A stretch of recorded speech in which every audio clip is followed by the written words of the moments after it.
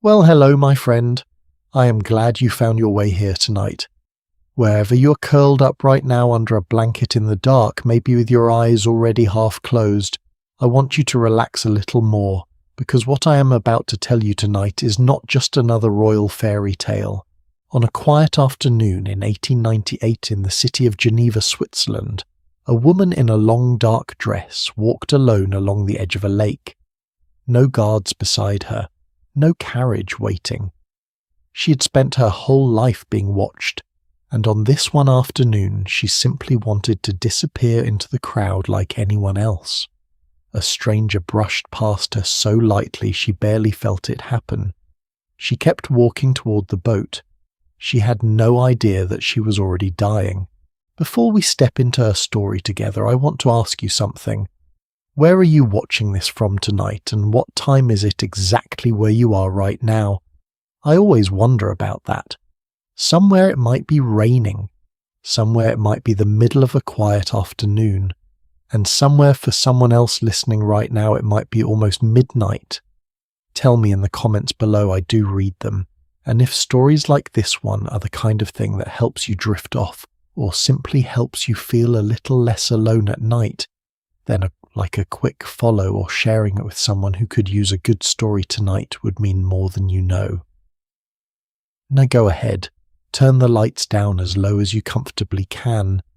If you have a fan nearby, turn it on just for that soft, steady hum in the background.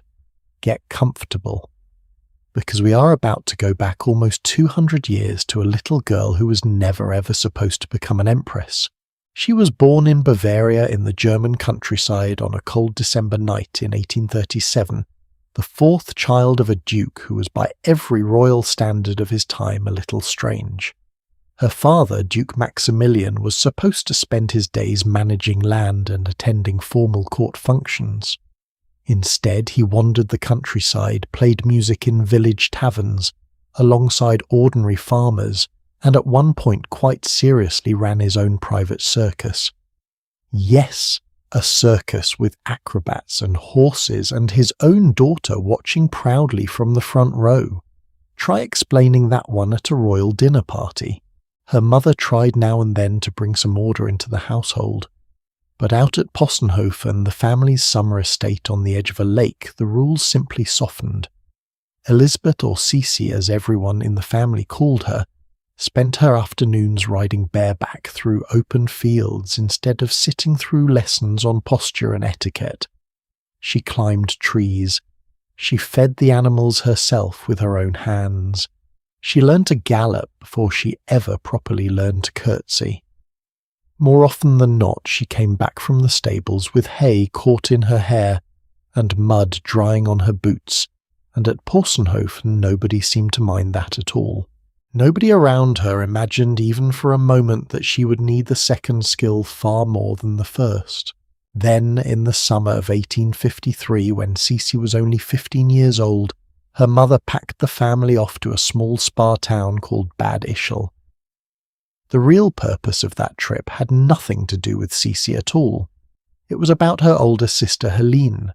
The young Emperor of Austria, a cousin on her mother's side, was expected to meet Helene that week, and if all went according to plan, propose marriage before the visit was over. Everything had been arranged around Helene. Her dress, her hair, even the seating at dinner. Cece was only along for the trip because she happened to be the right age to travel with the family, and then at the very first dinner something happened that no one had planned for at all. The young emperor could barely take his eyes off the wrong sister. Witnesses at the table later described him leaning slightly toward her, all evening laughing more than usual and barely touching the food on his own plate. Within days, quiet gossip filled the halls of that small spa town. Within a week an engagement was announced not to Helene but to Cece. She was 15 years old, and she was about to become empress of one of the largest empires on the entire continent. Several accounts from that summer describe her crying the night before it was made official, not from joy but from something closer to fear. She was after all still a child being asked to leave everything she knew, Less than a year later, in April of 1854, Sisi walked down the aisle in Vienna as a 16-year-old bride marrying a man she'd known for barely 9 months. And this is exactly where her fairy tale quietly ended, and something far more complicated began. The Habsburg court she married into did not run on affection or even comfort. It ran on ceremony. Every hour of her day, from the moment she opened her eyes to the moment she closed them again, followed a schedule written by people who were not her. Getting dressed each morning was never a private moment. It was witnessed step by careful step by a rotating circle of court ladies whose entire duty was simply to watch. The rules governing her new life had been written generations earlier, borrowed from the old and rigid ceremonial of the Spanish royal court, and they left almost nothing to chance. There were fixed hours for prayer, fixed hours for meals, and fixed paths she was permitted to walk through the palace gardens. A girl who had once ridden bareback through open fields was now expected to cross a room in a particular pattern, at a particular pace in front of people whose only task was to notice if she did not. Worse still, her own children were taken from her almost immediately by her mother-in-law Archduchess Sophie, a formidable and iron-willed woman who believed quite firmly that a 16-year-old girl fresh from the Bavarian countryside had no business raising a future emperor. Sisi was allowed to visit her own daughter and later her son only with permission. Sometimes that permission was granted. Often it simply was not. With almost nothing else in her life fully her own, Sisi began turning her attention toward the one thing left that no one could take from her without her consent: her body. Her hair famously reached almost to the floor. Caring for it was never a quick task. Nearly 3 hours nearly every single day went into brushing, oiling and styling it, using a treatment mixed from egg yolks and of all things cognac. She had gymnastic rings and wooden bars installed in her private rooms, and she used them daily decades before exercise was something aristocratic women were ever encouraged to do.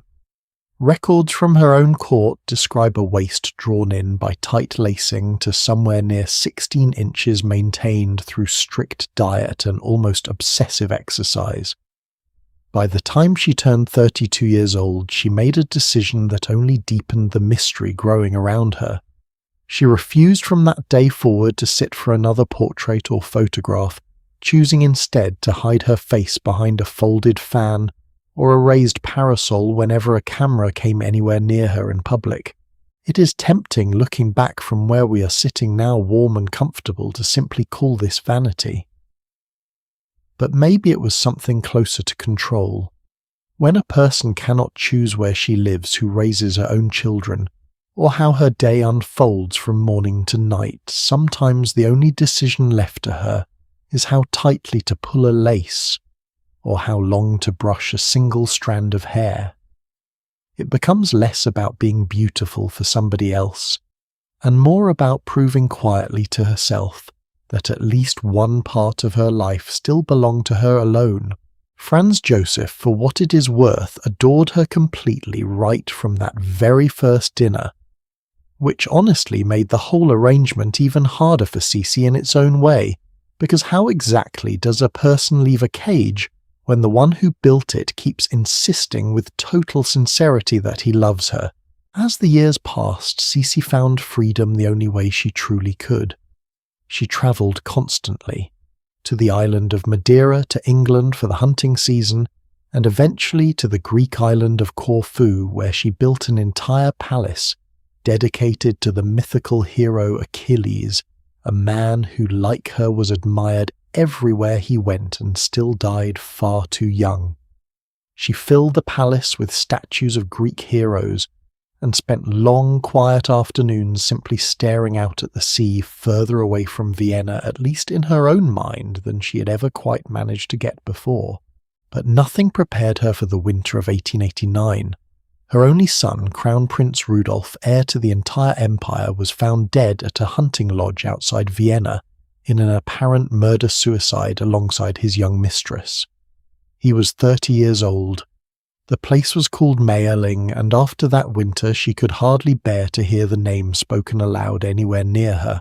Cece never fully recovered from that loss. From that day forward she wore black for the rest of her life, and withdrew almost entirely from public court, drifting quietly from city to city, under false names, always trying just one more time to disappear.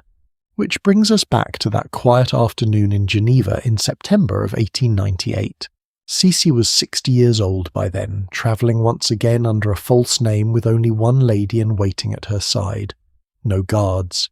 She had insisted on that herself, after everything she wanted just once to walk somewhere without an audience.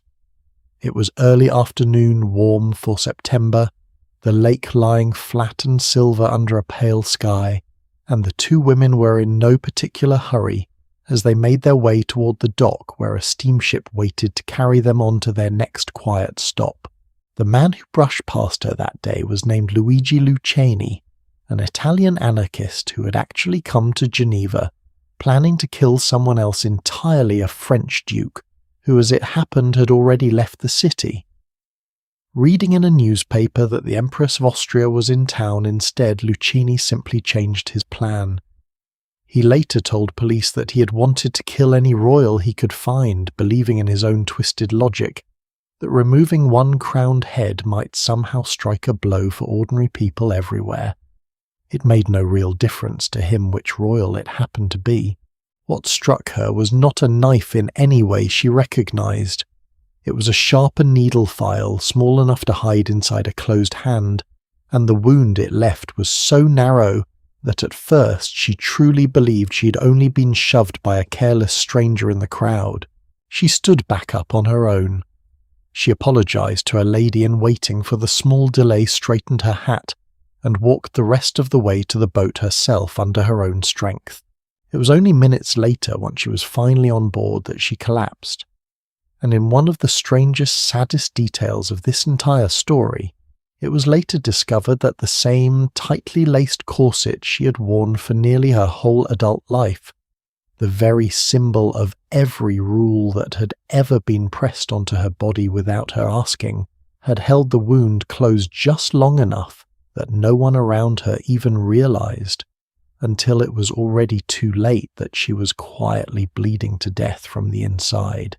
The woman who had spent her entire life trying to slip out from under the weight of being watched, the same woman who once hid behind a folded fan rather than let a single camera catch her face, died in the end almost completely unnoticed right up until the very last moment. Somewhere in that there is something close to what she may have secretly wanted, and something close to the saddest ending imaginable, both true at exactly the same time. And if any part of you's thinking that Cece's story must have been some rare tragic exception, stay right here with me a little longer. Because long before Vienna, long before corsets and needle files and quiet lakes in Geneva, there was another woman wearing not one crown but two at the very same time, a woman who led armies into battle, who outlived two kings, and who was in the end locked away in a tower by her own husband simply for wanting more say over her own life than a crown was ever supposed to allow her. Let's go meet her now. Her name was Eleanor, and by the time she reached her 30s she'd already worn two different crowns in two different countries, married two different kings, and outlived nearly everyone who ever tried to tell her what a woman in her position was supposed to do. If Elizabeth's whole life was a slow, quiet struggle to hold on to some small piece of herself inside a cage, she was never allowed to leave. Eleanor of Aquitaine's story asks a very different question. What happens when the woman inside the cage decides quite deliberately to test exactly how strong the bars really are? Long before any crowns entered the picture back in the year 1122, Eleanor was born into one of the wealthiest and most cultured territories in all of Europe, the Duchy of Aquitaine, in the south of what is now France. Her family's lands were by most measures larger and richer than the territory ruled directly by the King of France himself. That single detail tells you almost everything about the position she was born into, but wealth was only part of what made Aquitaine unusual. The court she grew up in at a city called Poitiers was famous across Europe for something most royal households of that century treated with deep suspicion, and that was poetry. Her own grandfather had been one of the earliest troubadour poets in recorded history, composing verses about romantic longing and courtly devotion that would later shape how much of Europe thought and wrote about love itself.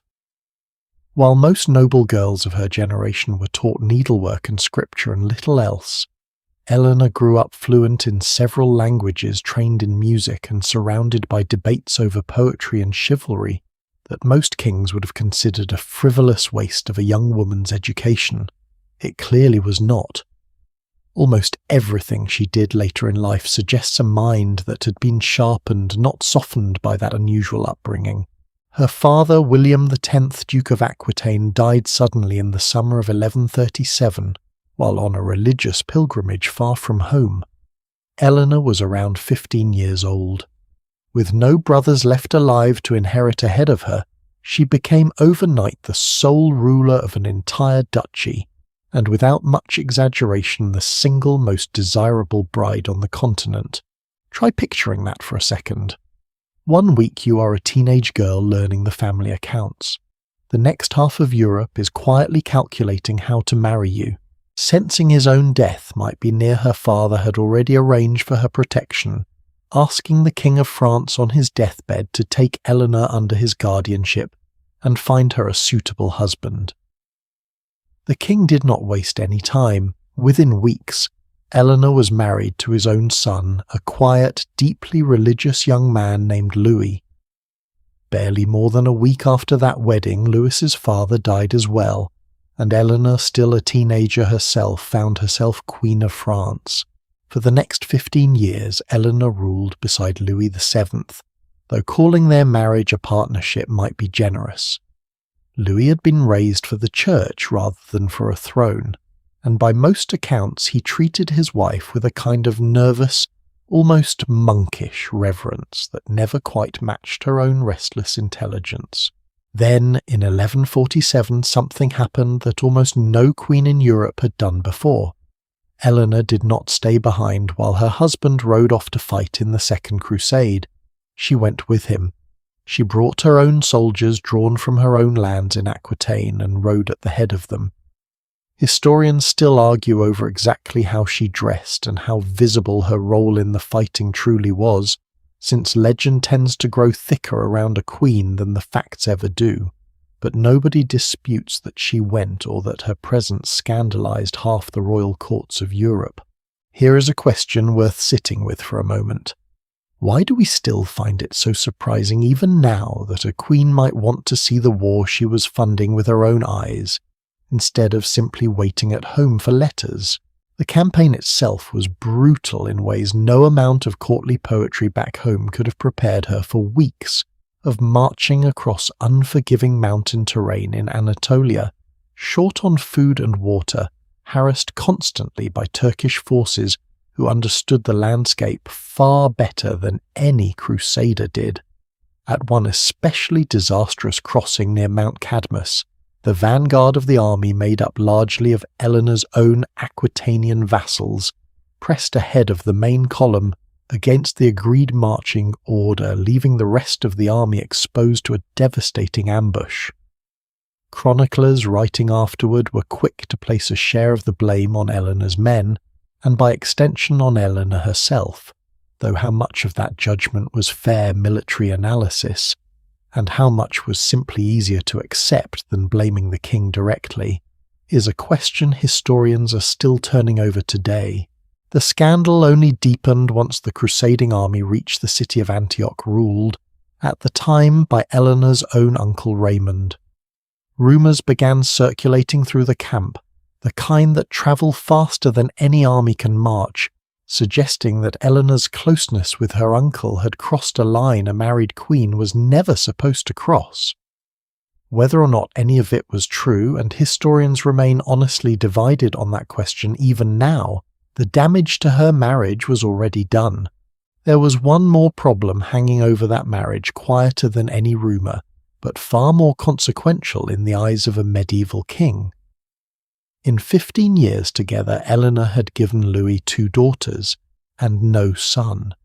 For a kingdom that needed a male heir, above almost anything else, that absence mattered more than any scandal ever could. By 1152, the marriage was formally annulled officially on the grounds that Eleanor and Louis were distantly related, a technicality that royal families conveniently remembered whenever a marriage stopped being useful to them. What Eleanor did next tells you almost everything you need to know about her. She did not retreat quietly to her lands to wait for the next arrangement someone else might make on her behalf. Barely 8 weeks after her marriage to the King of France ended, Eleanor married again, this time to a 19-year-old duke named Henry, 11 years younger than she was, and already positioned to inherit the throne of England.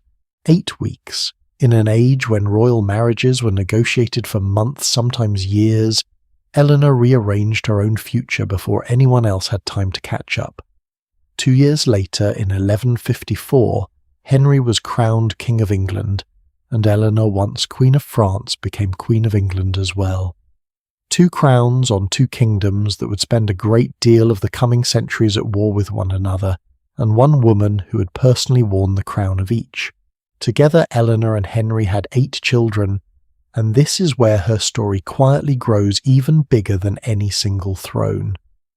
Among her sons were Richard, later known across the world as Richard the Lionheart, and John, whose troubled reign would eventually force him to sign a document called the Great Charter, laying groundwork for ideas about law and kingship that outlived every person who sat at that negotiating table. Eleanor did not simply give birth to future kings. She raised them, educated them in the politics of survival, and when the moment came, she chose sides between them and their own father. It is easy to focus on the sons in a story like this one, since they are the ones who ended up on thrones and in history books with their own chapters. But Eleanor's daughters mattered just as much to her long game. One daughter from her first marriage, Marie, grew up to become Countess of Champagne, and one of the great literary patrons of her age, continuing the very tradition of poetry and courtly romance Eleanor herself had been raised inside. Daughters from her second marriage married into the ruling houses of Saxony, Castile, and Sicily, threading Eleanor's own blood, and quite likely her own instincts for politics, into royal courts, scattered clear across the continent. By the time she was finished, there was hardly a throne room in Western Europe that did not in one way or another answer to her family. That marriage, like her first one, did not stay peaceful for long. Henry ruled with a temper as famous as his ambition, and his relationship with a woman named Rosamund Clifford became an open secret across the English court, the kind everyone discussed quietly, and nobody mentioned directly to the Queen's face. By 1173, the tension inside the family reached a breaking point. Eleanor's 3 eldest sons, frustrated by a father who held on to power and land far longer than any of them wanted to wait for, rose up in open rebellion against Henry. And Eleanor, their mother, chose to stand with them against her own husband. It is worth pausing on that for a moment, because this was not a queen quietly enduring a difficult marriage from somewhere in the shadows. This was a woman with her own army connections, her own political instincts, and her own reasons to want Henry's grip on power loosened, actively choosing to help her sons take him down. History has not always been especially generous to women who make choices like that. A king who backs one heir over another is usually remembered as a shrewd political operator. A queen who does the same thing is far more often remembered even now simply as a difficult wife. Henry did not forgive that decision easily. When Eleanor attempted to flee toward her former husband's court in France, reportedly disguised in men's clothing to avoid being recognized along the road, Henry's men caught her before she ever reached the border. What followed was 16 years of confinement. Not always a dungeon in the way that word might suggest to you sitting there tonight. Sometimes a reasonably comfortable castle, sometimes far stricter quarters depending entirely on Henry's mood that particular season. but confinement all the same. Eleanor spent much of that time at Salisbury, and a handful of other English castles moved from one to another, as Henry saw fit. Her days narrowed down to needlework, reading whatever her guards allowed, and letters that passed through hands other than her own before ever reaching her. Once Queen of 2 kingdoms, she spent the better part of 2 decades under careful watch-missing weddings, missing the childhood of her own grandchildren, allowed only whatever small freedoms her husband felt like permitting her on any given day. 16 years. Sit with that number for a moment. Imagine that stretch of your own life simply taken from you for the offence of standing beside your children instead of your husband. Then, in 1189, Henry died and everything changed within a single week. Her son Richard, now king, did not wait even a day before ordering his mother released. Eleanor walked out of confinement in her late 60s and age, at which most people of her era were long past any kind of public life, and stepped almost immediately into some of the busiest political work of her entire lifetime. While Richard rode off to fight in the Third Crusade, it was Eleanor who effectively governed England in his place. And when Richard was later captured on his way home and held for ransom by a rival duke, it was Eleanor, not any council of noblemen, who personally organised the enormous payment required to free him. The sum demanded was staggering for its time, roughly equal to 2 or 3 full years of the entire English crown's ordinary income. Eleanor pushed through special taxes, pressed churches into melting down silver and gold plate, and personally oversaw the collection of a ransom that would still be considered one of the largest in medieval history. Then she crossed the Alps herself in winter, well into her 60s, to help see the exchange through in person.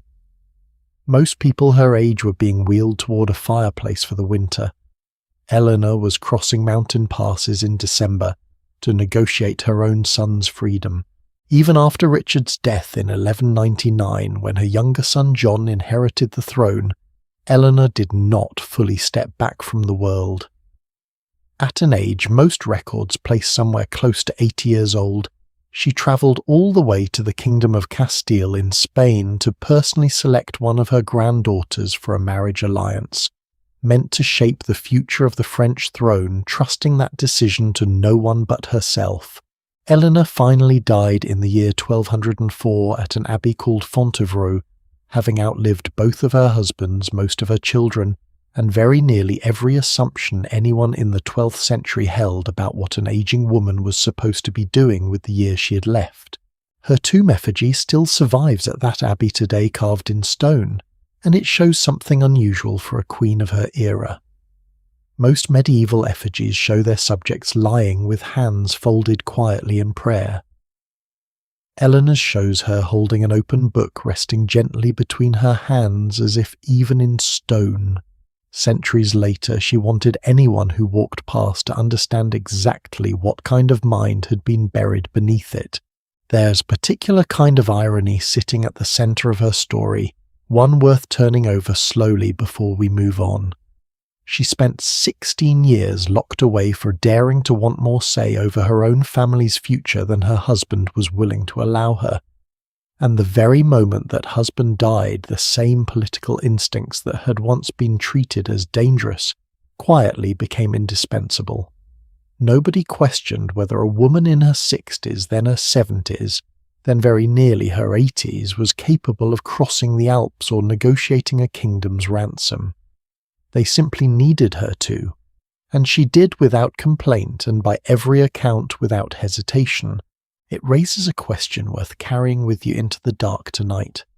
How many women across history were only ever called too ambitious, right up until the moment their ambition happened to be useful to somebody else?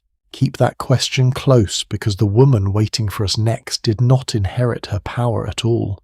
She built nearly all of it herself out of almost nothing, starting with a kingdom, desperately searching for someone strong enough to hold it together.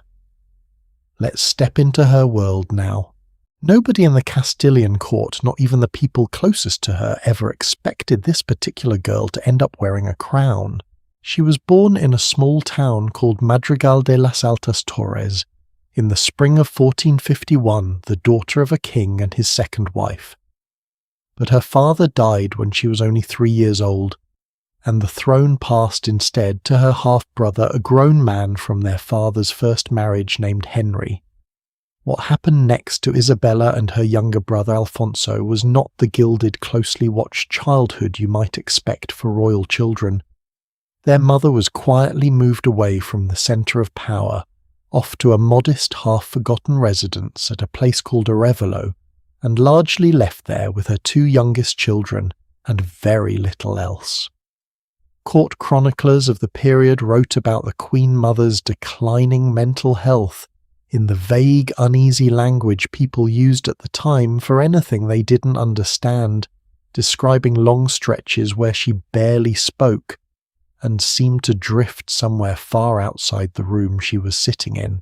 So this is where Isabella actually grew up.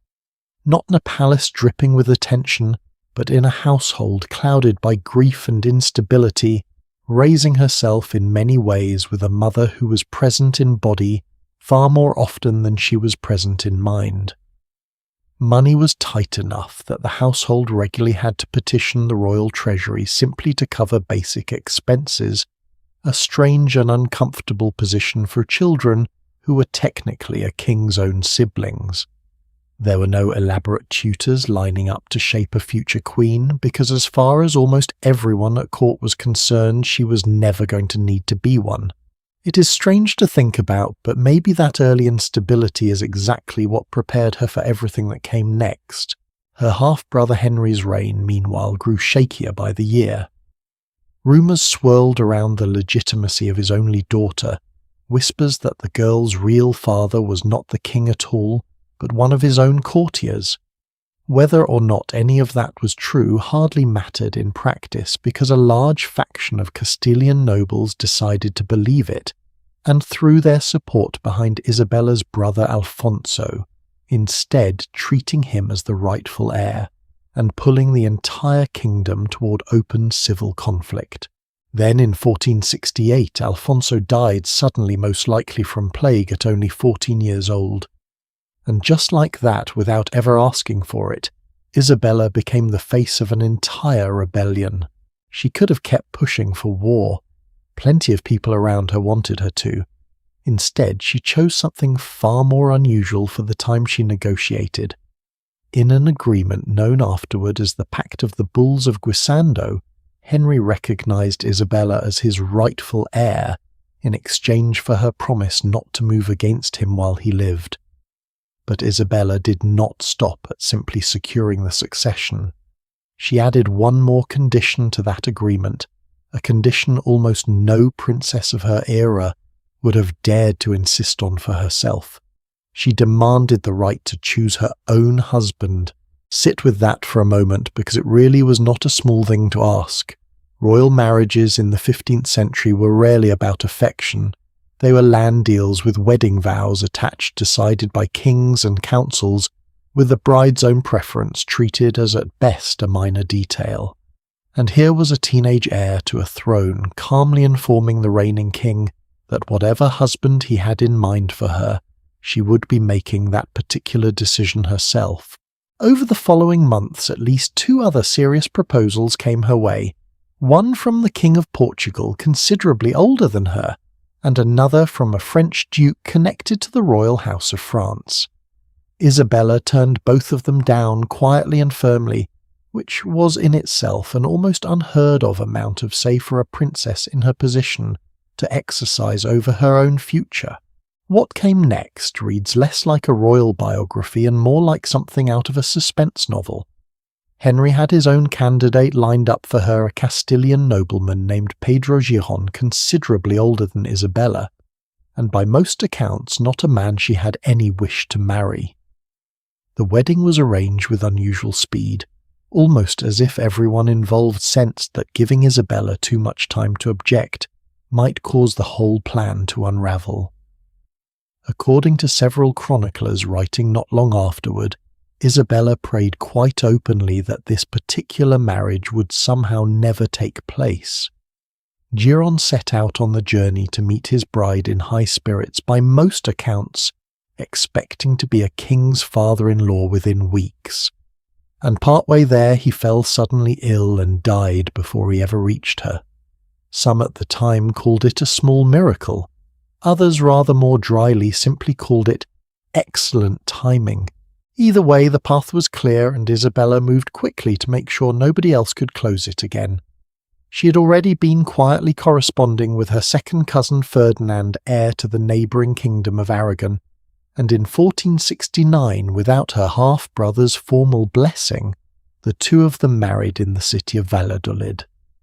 The dispensation required for two such closely related cousins to marry under church law arrived rather conveniently close to the wedding date, and more than a few historians since then have quietly raised an eyebrow at exactly how official that paperwork truly was. Henry was furious. He briefly tried reversing course entirely, naming his own daughter heir once again, and shutting Isabella out in the cold. But time was not on his side. In 1474, Henry died, and Isabella did not wait for a single committee meeting, a coronation council, or anyone's formal permission.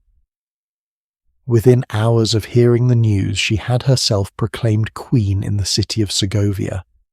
Witnesses described her walking through the streets in full public view, behind a sword carried upright before her, a symbol traditionally reserved for kings alone, its blade catching the light so that nobody in the gathered crowd could pretend not to have noticed.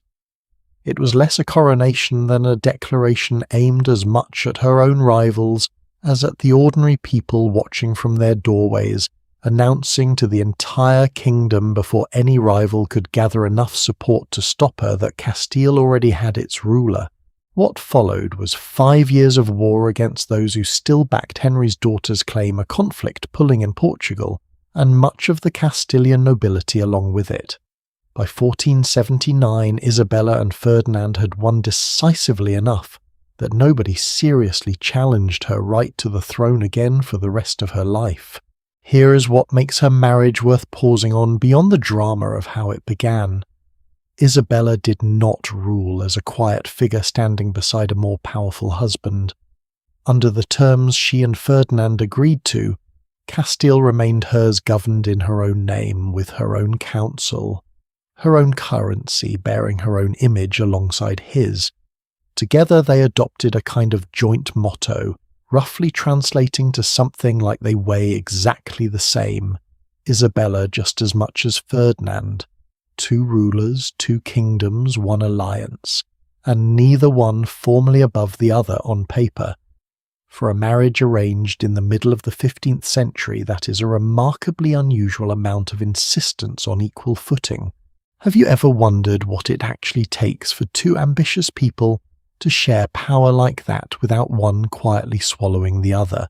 Ruling well in Isabella's case meant more than simply winning wars.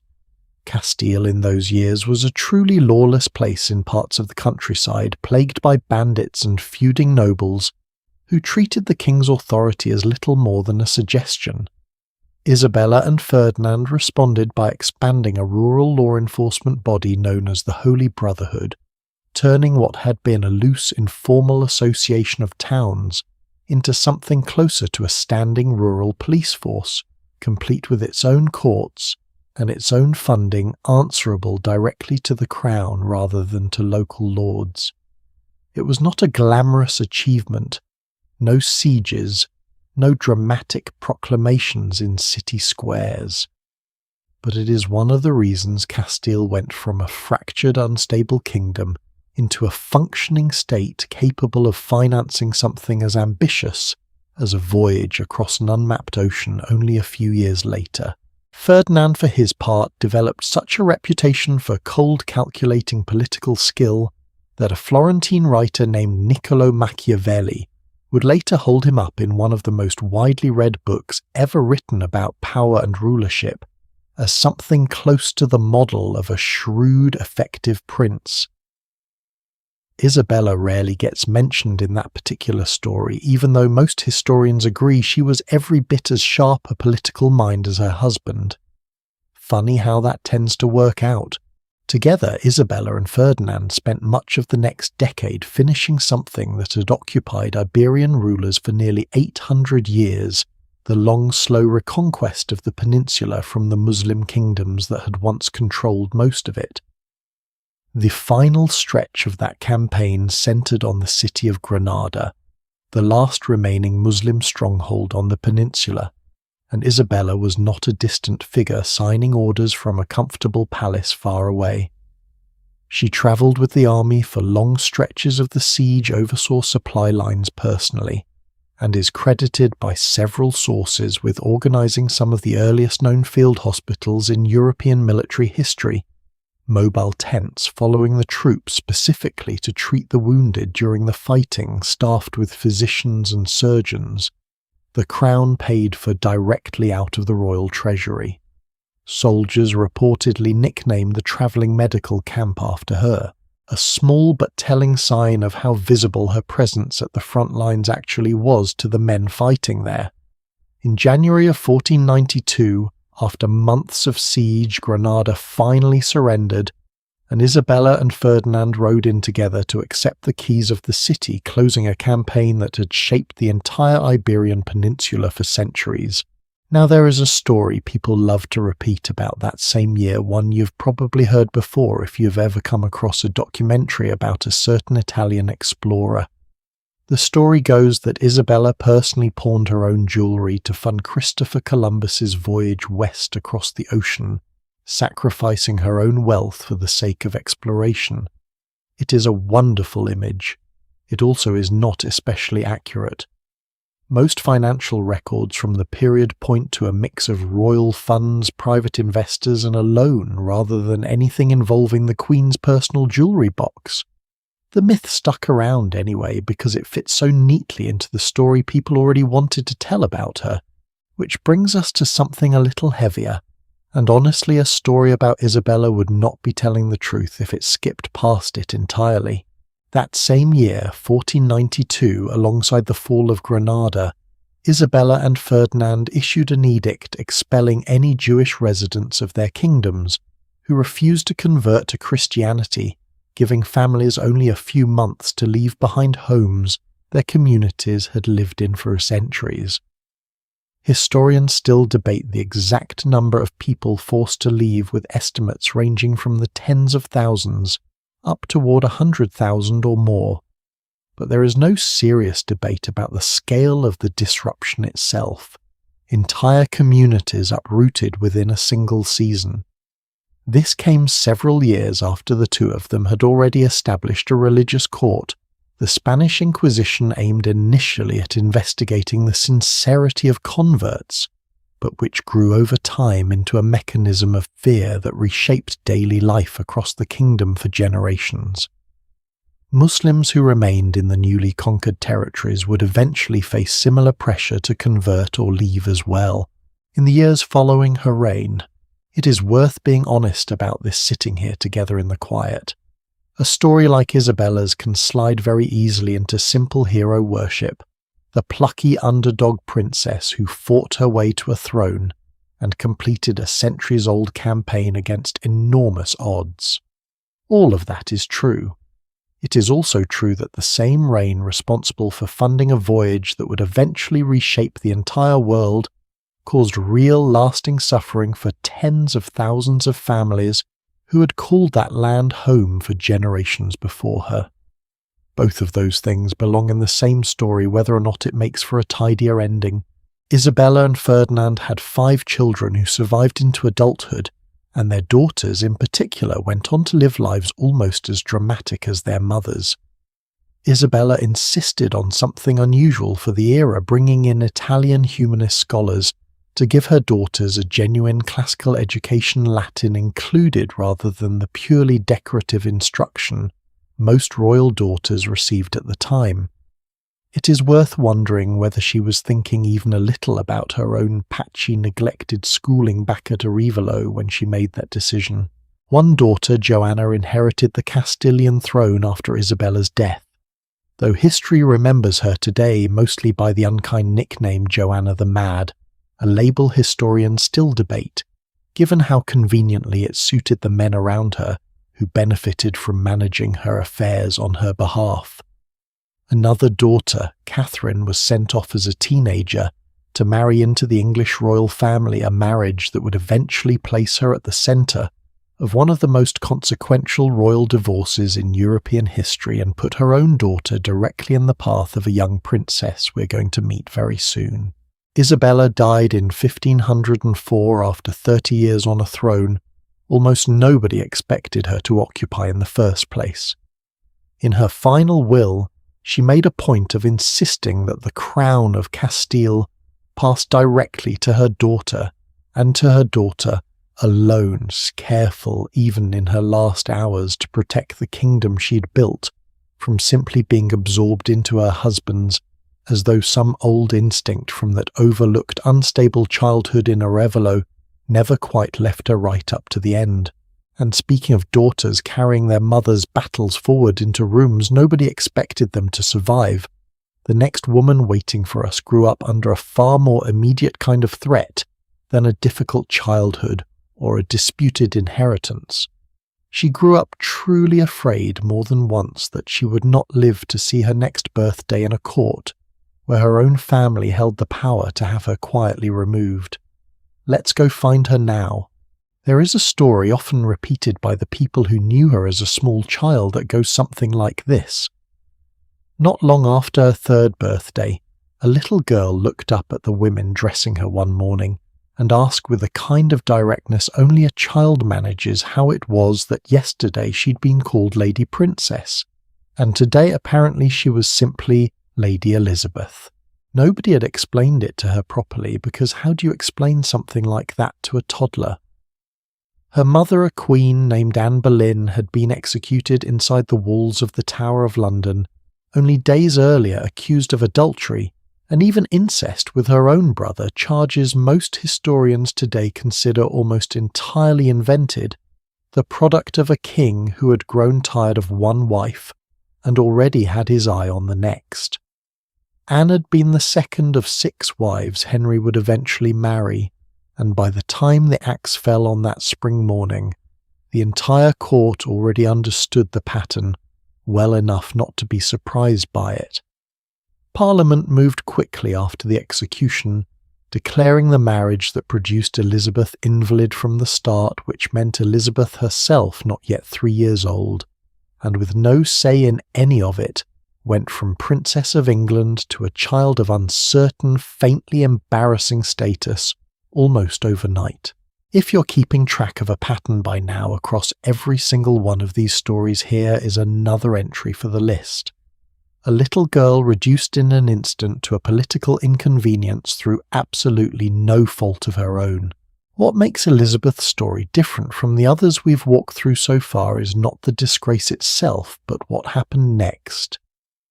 Rather than fading quietly into the background of English court life, as everyone around her likely expected, Elizabeth received one of the finest educations given to any child in England during that entire century, boy or girl.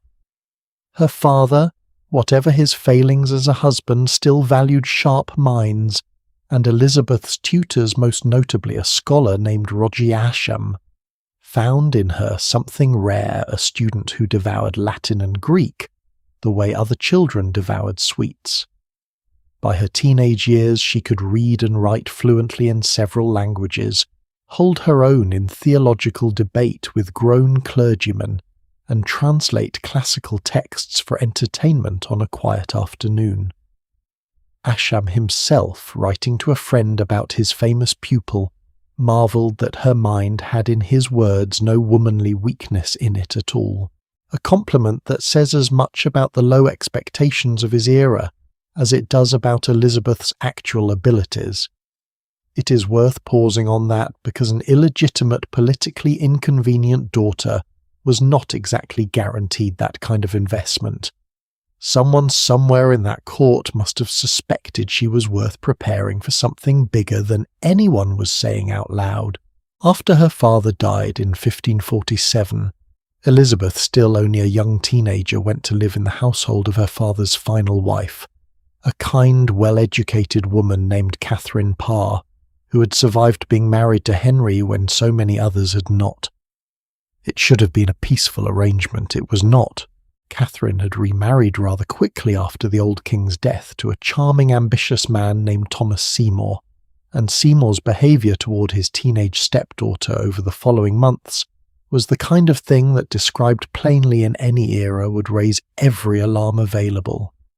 Early morning visits to Elizabeth's bedroom before she was properly dressed, boisterous games of chasing and tickling that servants in the household later described with obvious discomfort when questioned about it, a pattern of attention no responsible adult should have been directing at a girl barely into her teens. Catherine, to her credit, eventually noticed and sent Elizabeth away to live elsewhere. But the damage to Elizabeth's reputation, fair or not, had already begun to spread through court gossip in the way these things always did. Then, in the spring of 1548, Catherine Parr died shortly after childbirth, and Seymour, freed from the one relationship that had kept his ambitions loosely in check, began pursuing something far more dangerous than an inappropriate friendship with his stepdaughter. He wanted to marry Elizabeth himself and quite possibly use that marriage as a stepping stone toward the throne her young half-brother now occupied. By early 1549, Seymour's scheming had unravelled into open accusations of treason, and Elizabeth, only 15 years old, found herself at the centre of a formal royal investigation.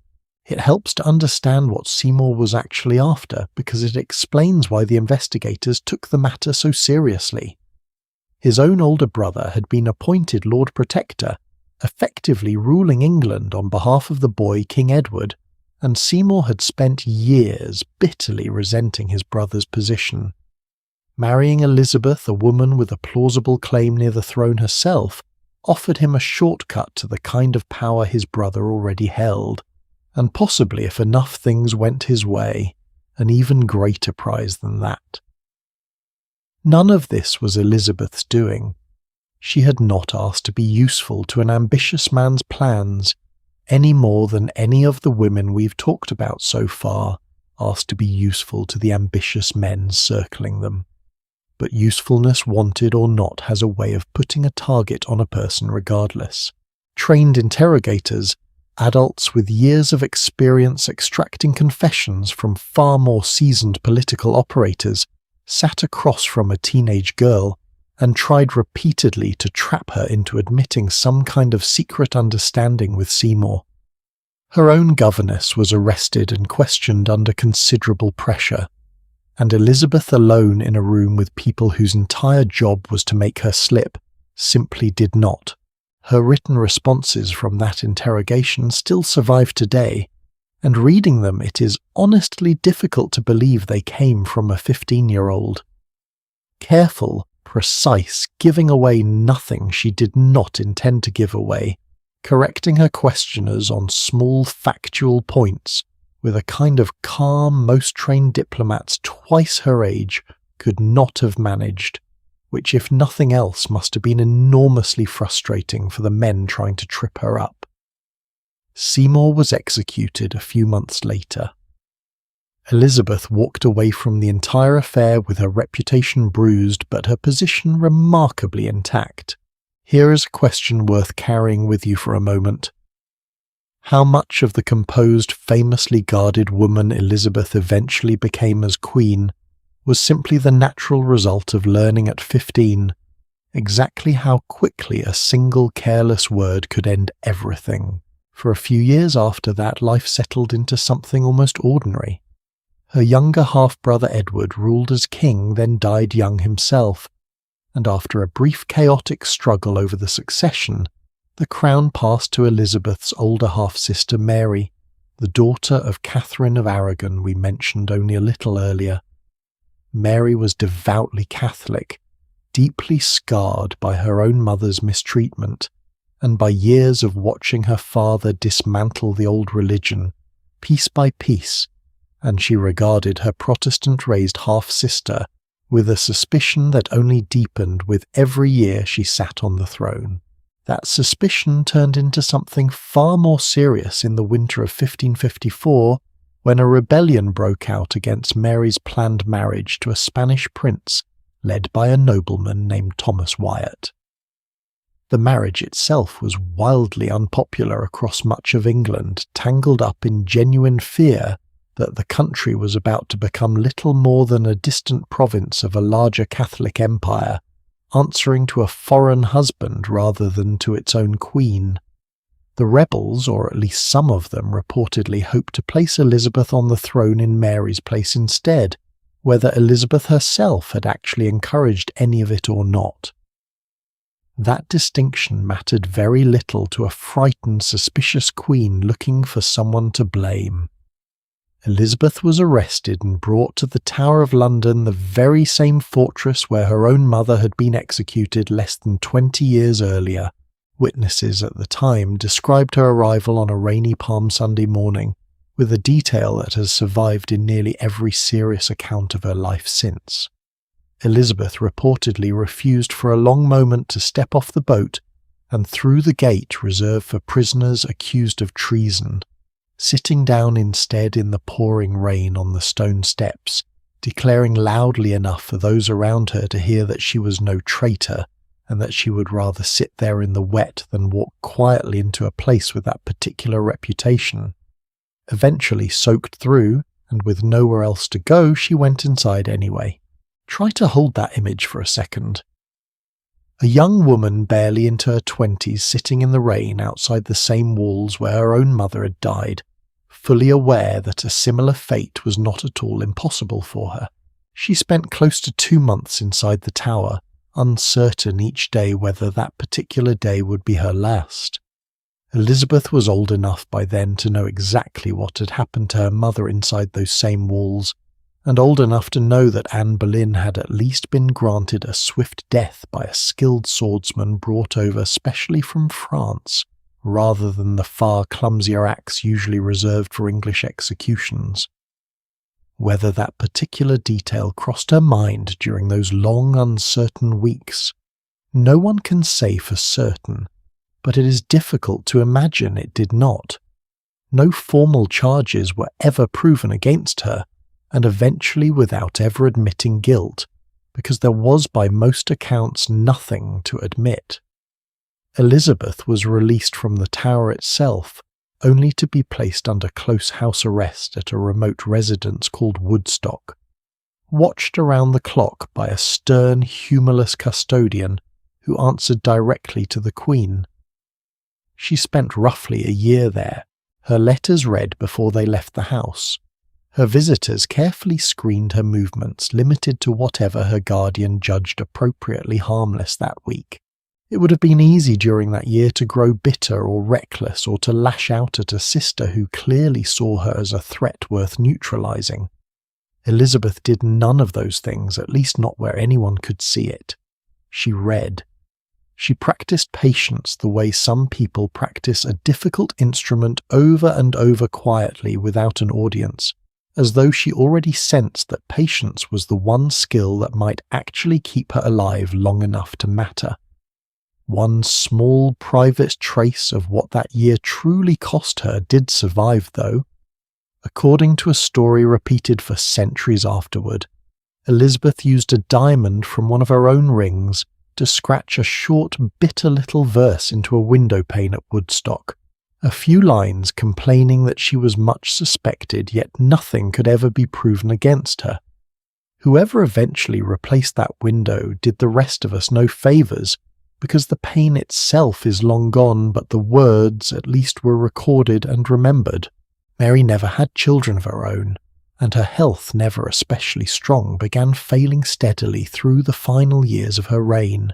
In November of 1558 she died, and word reached Elizabeth, according to a story still told today, while she was sitting beneath an oak tree on the grounds of her home at Hatfield.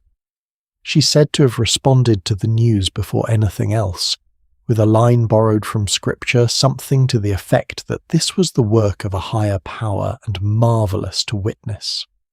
Whether she said those exact words in that exact moment is impossible to confirm at this distance, the way it always is with the best royal stories, but the sentiment behind it rings true regardless. A woman who had spent her entire childhood and young adulthood one careless rumour away from execution was at 25 years old, suddenly Queen of England in her own right. It is tempting to end her story right there on that hopeful note beneath the oak tree, and plenty of retellings do exactly that. But the years leading up to that morning matter just as much as the crown that followed them, maybe more. There is something worth noticing too in how differently history has judged the two Tudor monarchs most responsible for Elizabeth's early terror. Her father executed 2 wives outright, and is still remembered centuries later largely as a colourful, larger-than-life king people enjoy watching in period dramas. Her sister, who executed considerably fewer people in comparison, and mostly acted out of fear rather than appetite, earned herself a permanent, unflattering nickname that follows her name in nearly every history book printed since. It is worth wondering quietly how much of that difference comes down to what each of them actually did, and how much simply comes down to which one of them was a woman. Long before she was ever known for the political brilliance of her reign, Elizabeth had already survived her own mother's execution, a predatory stepfather figure, a treason investigation designed to break a 15-year-old, and an imprisonment inside the exact building associated with her family's worst memories. Every ounce of caution, every carefully worded public statement, every famous refusal later in life to commit herself fully to anyone or anything, traces back in one way or another to those years spent learning precisely how dangerous it was to be seen as a threat by the people who controlled her fate. But patience of that kind is not the only way a princess manages to survive a hostile situation, and it is certainly not the most common one. Not every young woman handed a foreign crown gets the quiet, watchful years Elizabeth had to slowly learn the rules of the game before stepping onto the stage. Some of them are put on display from the very first morning they arrive in a country whose language they barely speak, in front of a court already primed to resent them before they have said a single word. Let's go meet one of them now. Picture a small wooden pavilion built specifically for one single afternoon standing on an island in the middle of a river that marked the border between 2 empires. On one side of that pavilion waited Austria, on the other side waited France, and in the middle of it, in the spring of 1770, stood a 14-year-old girl who was about to be walked from one side of the room to the other, and in the process stripped of literally everything she had brought with her. That is not a figure of speech. Every stitch of clothing on her body that morning was Austrian-made, and Austrian-made clothing, by the strict terms of the handover ceremony, was not permitted to cross into France. So she was undressed item by item in front of a room full of official witnesses whose entire job was to confirm that not one single thread of her old life came with her, and redressed from nothing in clothes sewn on French soil. Even her small dog reportedly had to be left behind on the Austrian side of that river. By the time she walked out the far door, she was on paper at least no longer an Austrian archduchess at all. She was simply the future Queen of France, with nothing physical remaining to prove she'd ever been anyone else. We've already spent time in this series with a young Austrian woman handed off to a foreign court for the sake of an alliance neither of them chose. This is a different one from an earlier century, and if you assumed her story might rhyme a little with that first one, you would be right up to a point. But the details of how this particular princess was watched, blamed, mocked, and eventually destroyed are entirely her own, and some of them might honestly surprise you. Her name was Marie Antoinette, the youngest surviving daughter of the formidable Empress Maria Theresa of Austria, a woman who treated her many children less like a family and more like a set of diplomatic instruments to be placed wherever the map of Europe needed reinforcing that particular decade. Out of 11 surviving children, nearly every daughter old enough to marry was sent somewhere useful, to Naples, to Parma, to wherever an alliance happened to need sealing that year. Marie Antoinette drew the largest prize of all her siblings' marriage to the heir of the French throne, sealing an alliance between two empires that had spent much of the previous century trying to destroy one another. Diplomats at the time called the sudden friendship between Austria and France the diplomatic revolution, and precisely because it reversed centuries of hostility so abruptly, plenty of people on both sides of the border distrusted it from the very beginning, including, as it turned out, a fair number of people at the French court who never fully warmed to their new foreign-born queen. She arrived at the Palace of Versailles barely educated for the role awaiting her by her own mother's private admission, in letters sent back to Vienna, and immediately ran headlong into a court culture built almost entirely around the idea that a queen belonged to the public in every conceivable sense. Getting dressed each morning, for instance, followed a ritual called the lever, and it came with a rule so strange it sounds almost invented.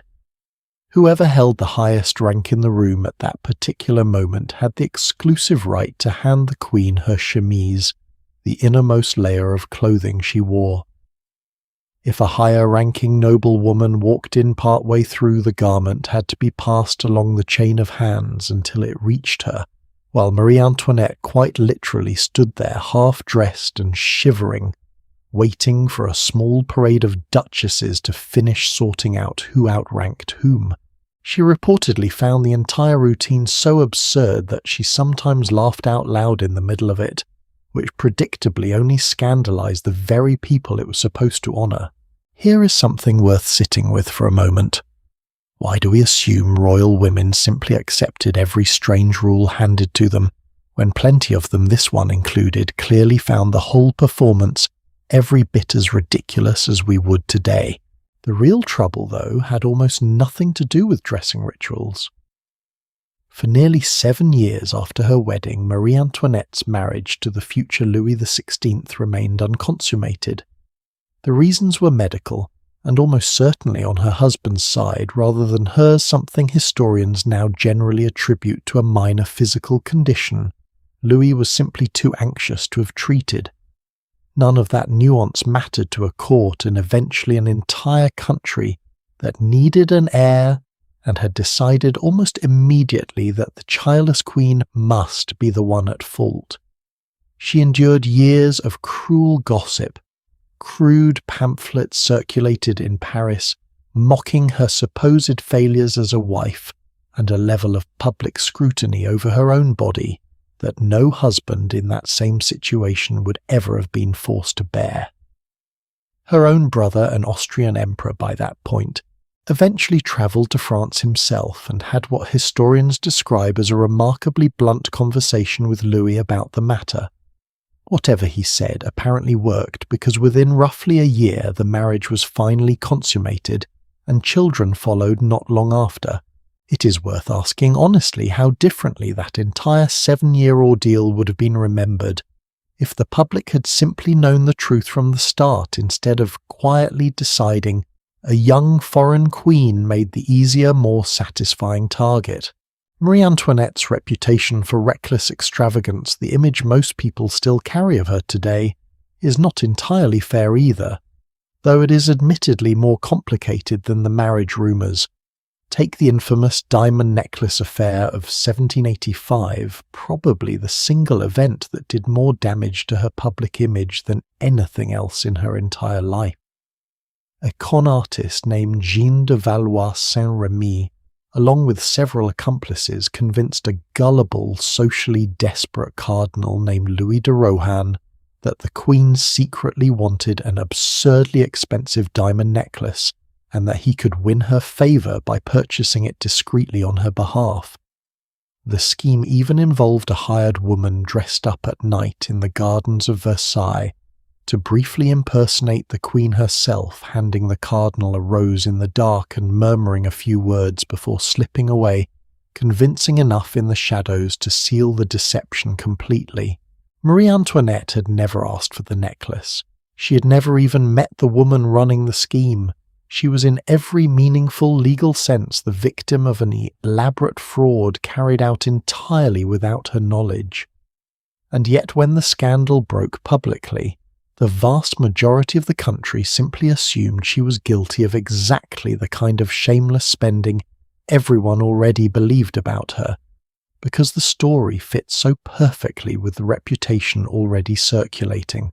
That pattern a woman blamed for things she never actually did simply because the accusation matched what people already wanted to believe should probably sound a little familiar by this point in the series. It makes you wonder honestly how many reputations across history were built less on what someone actually did and more on what a crowd already needed them to be guilty of. And speaking of things she never actually did, we should talk about the 4 words most people associate with her more than anything else. Let them eat cake, supposedly her careless response upon hearing that the peasants of France had no bread.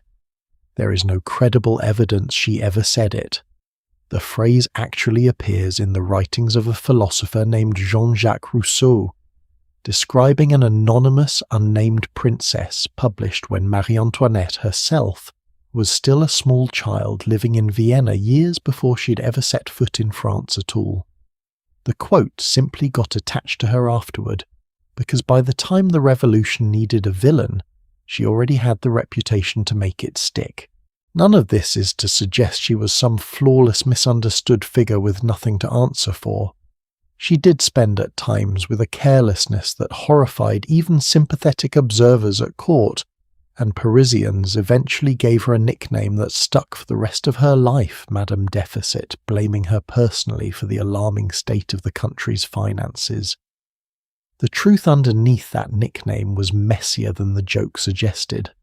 France's debt problems ran far deeper than any one queen's wardrobe or jewellery, driven largely by decades of expensive wars, including the enormous sums spent supporting the American colonies in their own fight for independence, a cause Louis's government backed partly out of a desire to embarrass its old enemy across the Channel.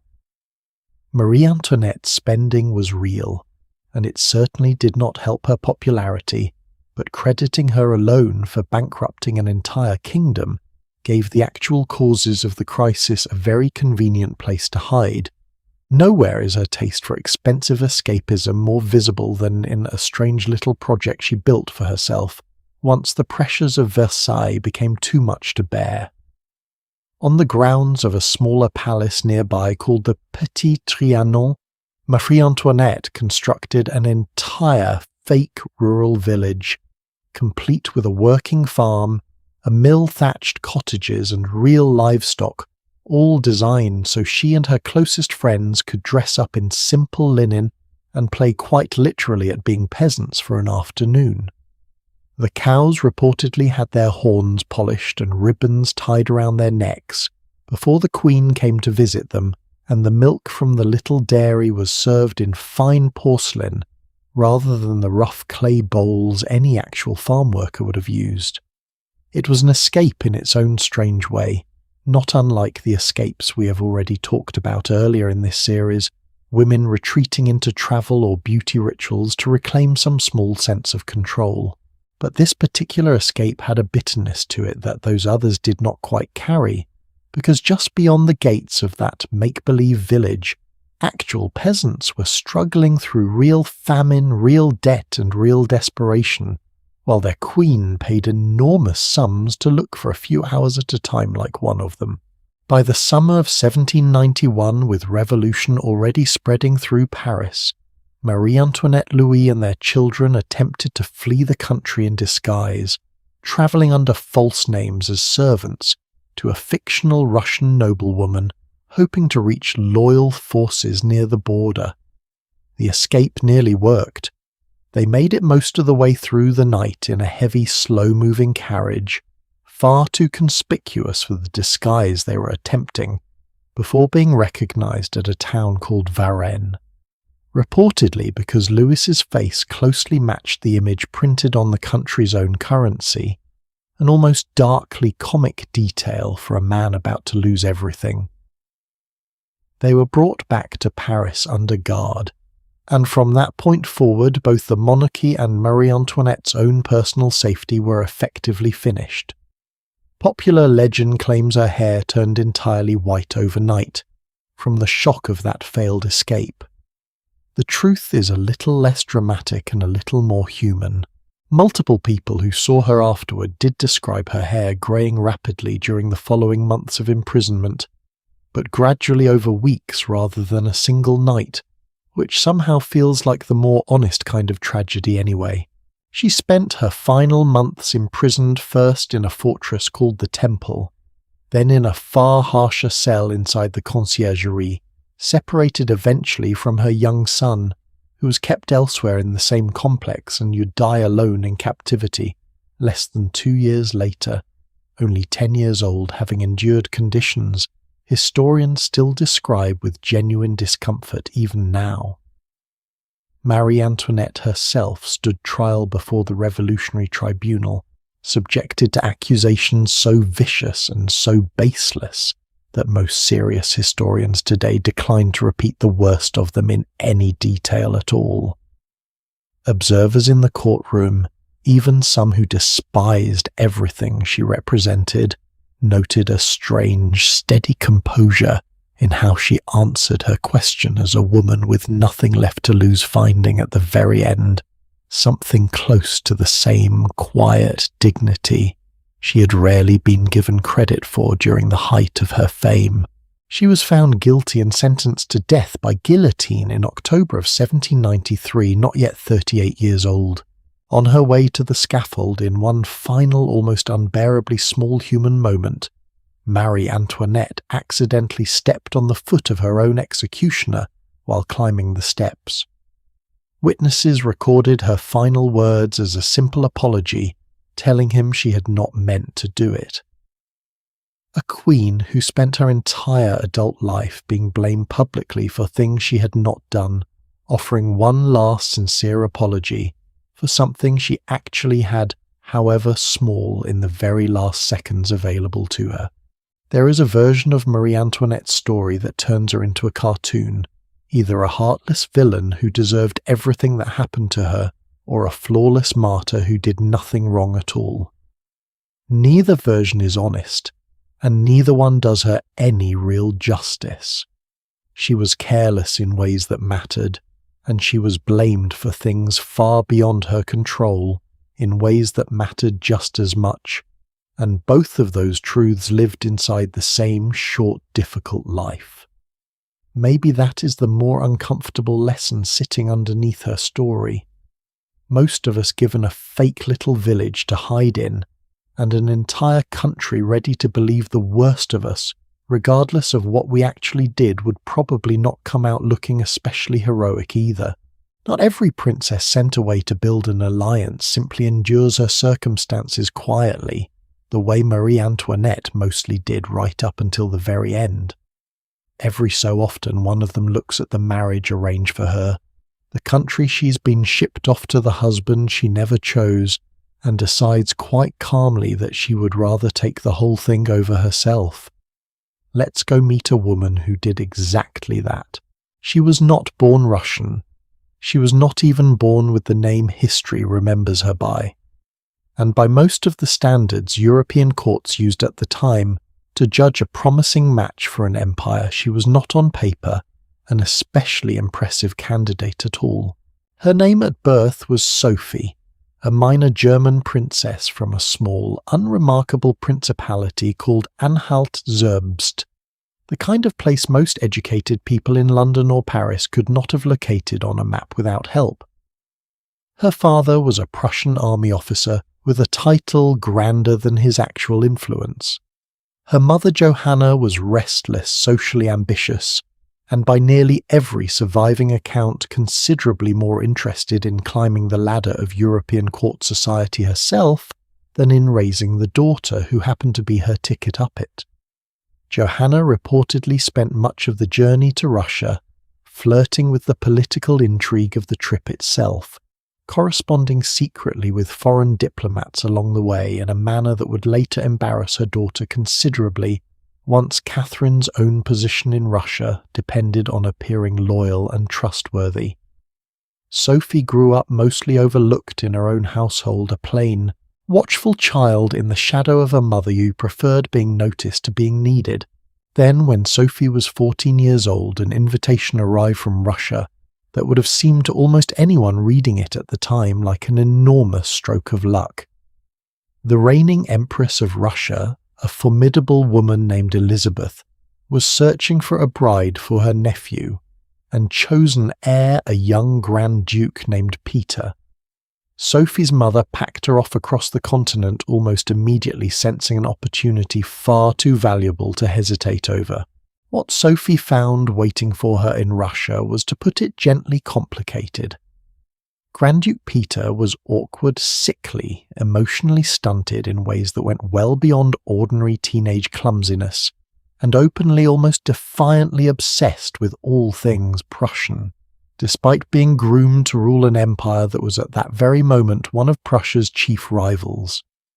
He kept an elaborate collection of toy soldiers well into his teenage years, arranging mock battles across his bedroom floor with the seriousness most young men his age reserved for actual military service, and reportedly staged a full military court-martial for a rat that had chewed the head off one of his favourite miniature figures, complete with a formal execution carried out in front of horrified household staff.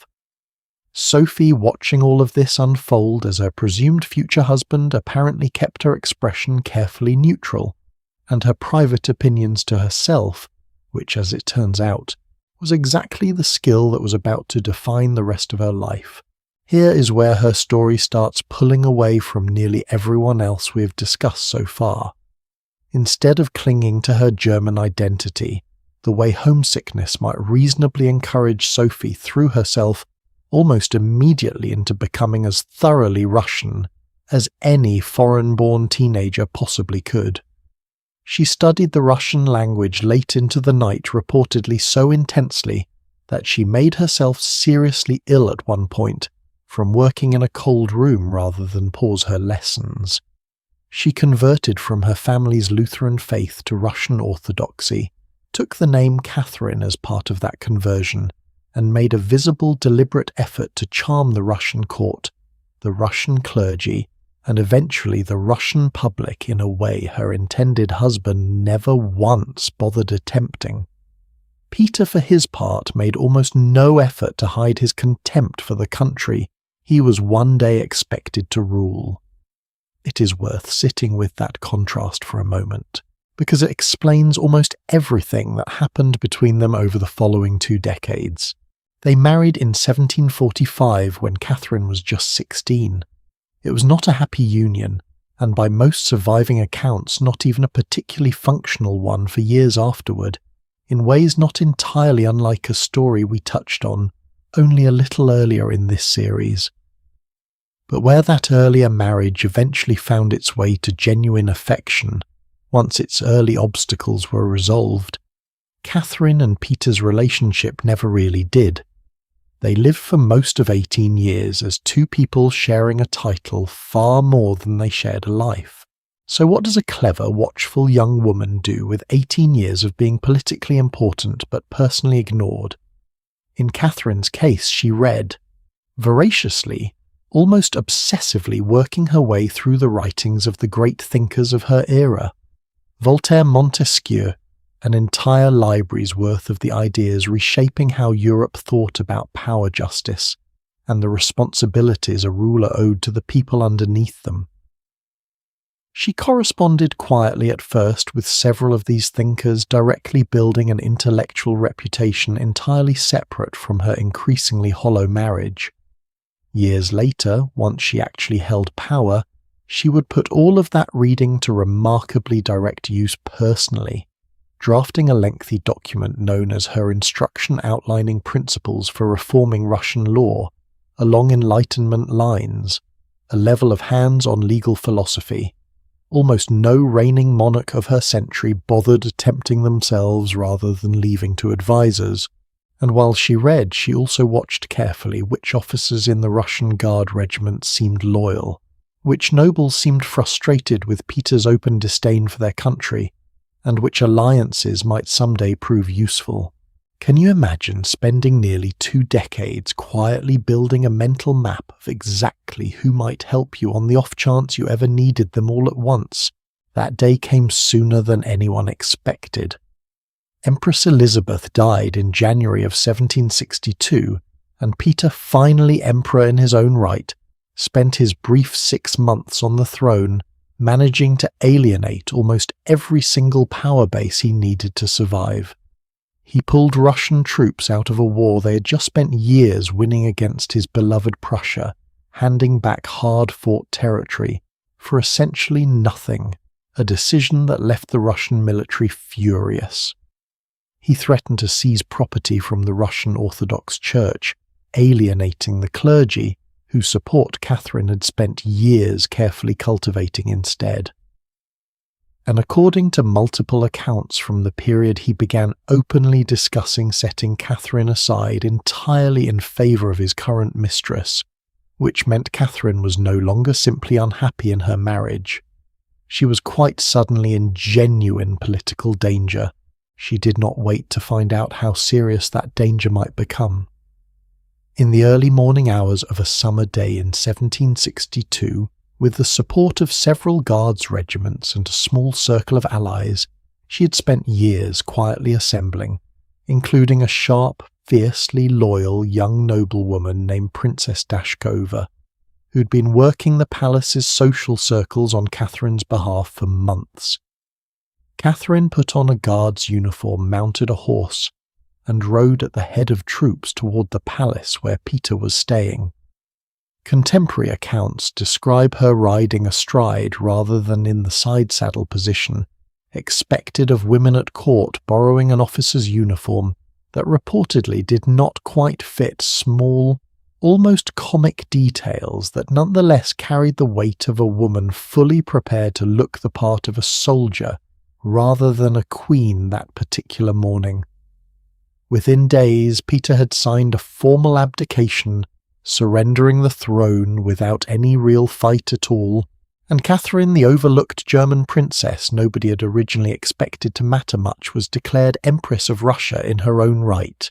A little under 2 weeks later, Peter died in custody, officially from what was reported at the time as a sudden colic.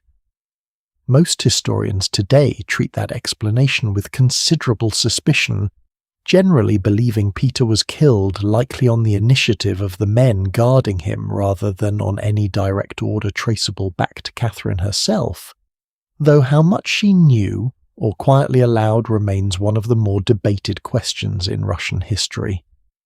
It is a deeply uncomfortable detail sitting at the start of an otherwise remarkable reign, and pretending it is not there would not be honest storytelling.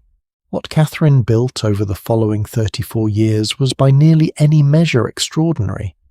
She corresponded for years with Voltaire himself, treating him as an intellectual equal rather than a curiosity to be patronized from a distance, and after his death she purchased his entire personal library, having it shipped all the way to St. Petersburg rather than let it scatter into private collections. She founded the Smolny Institute, one of Russia's first schools dedicated to educating women beyond basic domestic skills, at a time when most of Europe still treated female education as at best a pleasant hobby.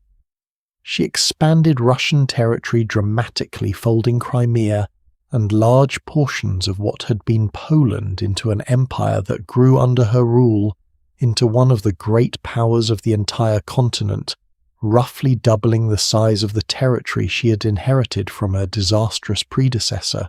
And yet sitting right alongside all of that is a much darker thread worth being honest about too, because a story about a brilliant self-made empress is not complete without it. Catherine's reign also saw serfdom, the system binding millions of Russian peasants to the land and to their landlords with barely more freedom than outright slavery, expanded and entrenched further than almost any ruler before her, even as she wrote letters to Enlightenment philosophers about liberty and justice. In 1773, a massive peasant uprising led by a man named Yemelyan Pugachev swept across southern Russia, fueled directly by that same brutal inequality. Pugachev made his rebellion even more pointed by claiming falsely to actually be Peter III himself, insisting the murdered former emperor had somehow survived and returned to reclaim his throne from the wife who had stolen it, a claim that gathered tens of thousands of desperate followers before Catherine's forces finally crushed the uprising, with a level of force that left little room for the enlightened ideals she so enjoyed discussing in her private letters. It is worth asking honestly how many rulers throughout history have managed to hold both of those things at once: genuine intellectual conviction and genuine cruelty toward the very people that conviction claimed to care about. On a lighter note, since we've spent a while now in fairly heavy territory, Catherine's personal life became the subject of endless court gossip during her lifetime, largely because she took a series of favourites over the years, and unlike most rulers in her position, made a habit of continuing to support and provide for them handsomely even after the romance itself had ended, often settling them with estates, titles and generous pensions, rather than simply discarding them once her attention moved elsewhere. It says something fairly specific about her character, that former lovers tended to remain loyal friends and trusted advisors rather than bitter enemies plotting quietly against her, which is more than can be said for most royal romances we've covered so far in this series.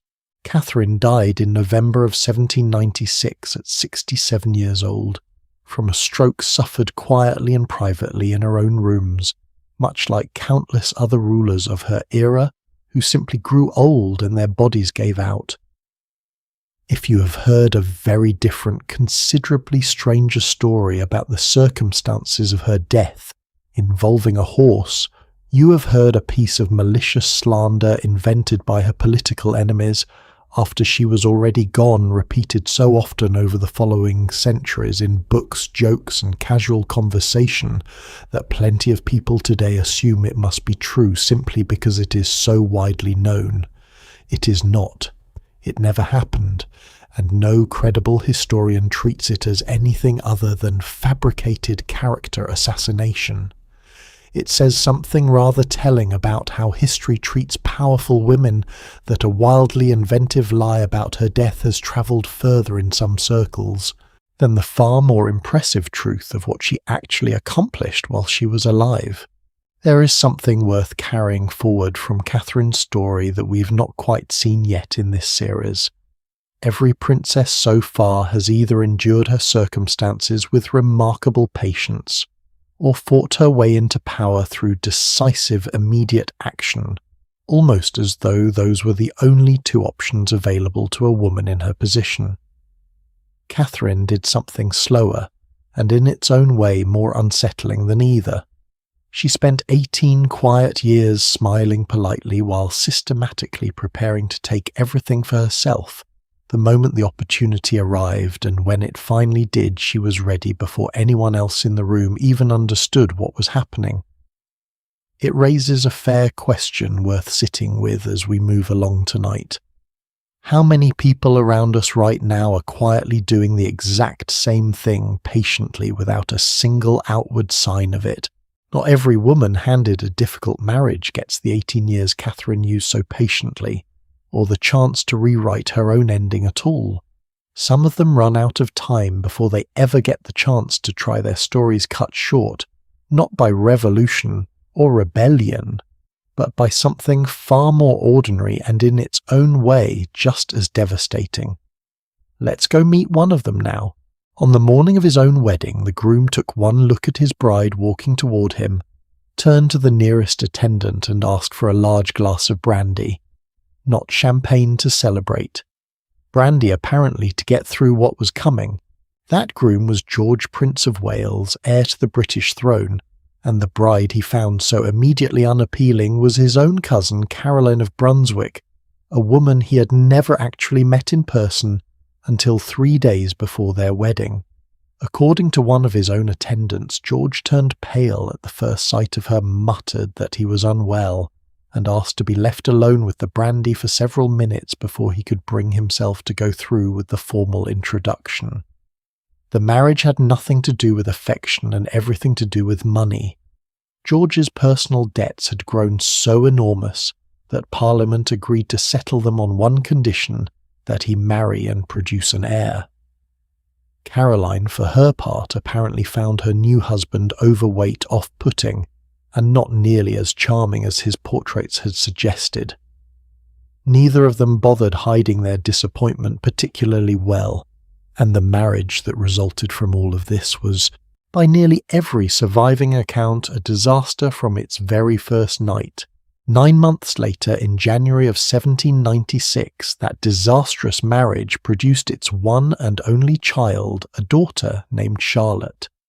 And within about a year of her birth, George and Caroline had separated entirely, leaving their infant daughter to grow up as something neither of her parents ever quite managed to stop treating her as a weapon each of them could use against the other. We have talked in this series about princesses raised by distant mothers, ambitious mothers, mentally unwell mothers.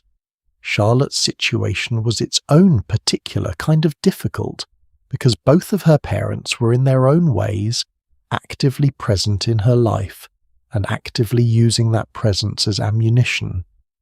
Her father restricted how often she could see her mother, sometimes for months at a stretch, framing every visit as a battle to be won or denied, and going so far as to have Charlotte's household staff report back to him on the content of her private conversations.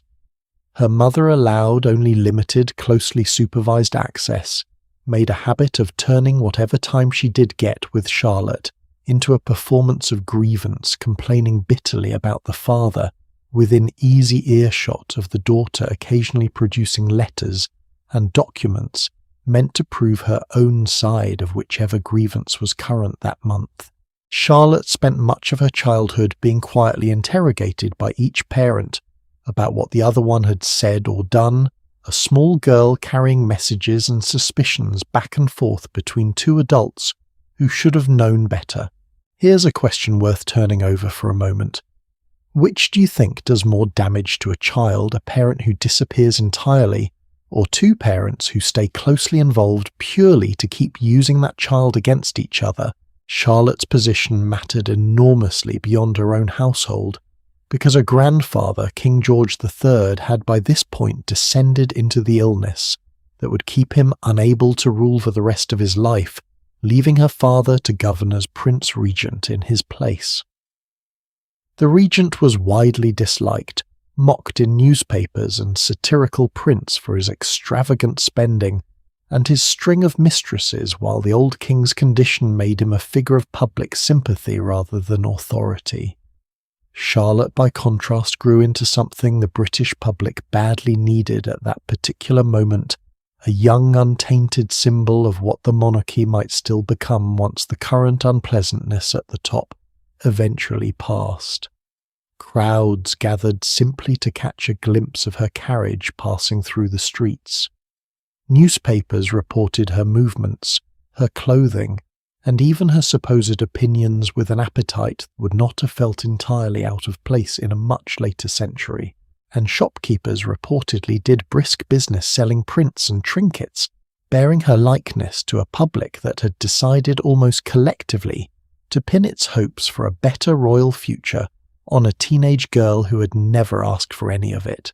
By 1814, with Charlotte approaching adulthood, her father set about arranging a suitably impressive marriage for her, settling on William, Prince of Orange, heir to the Netherlands.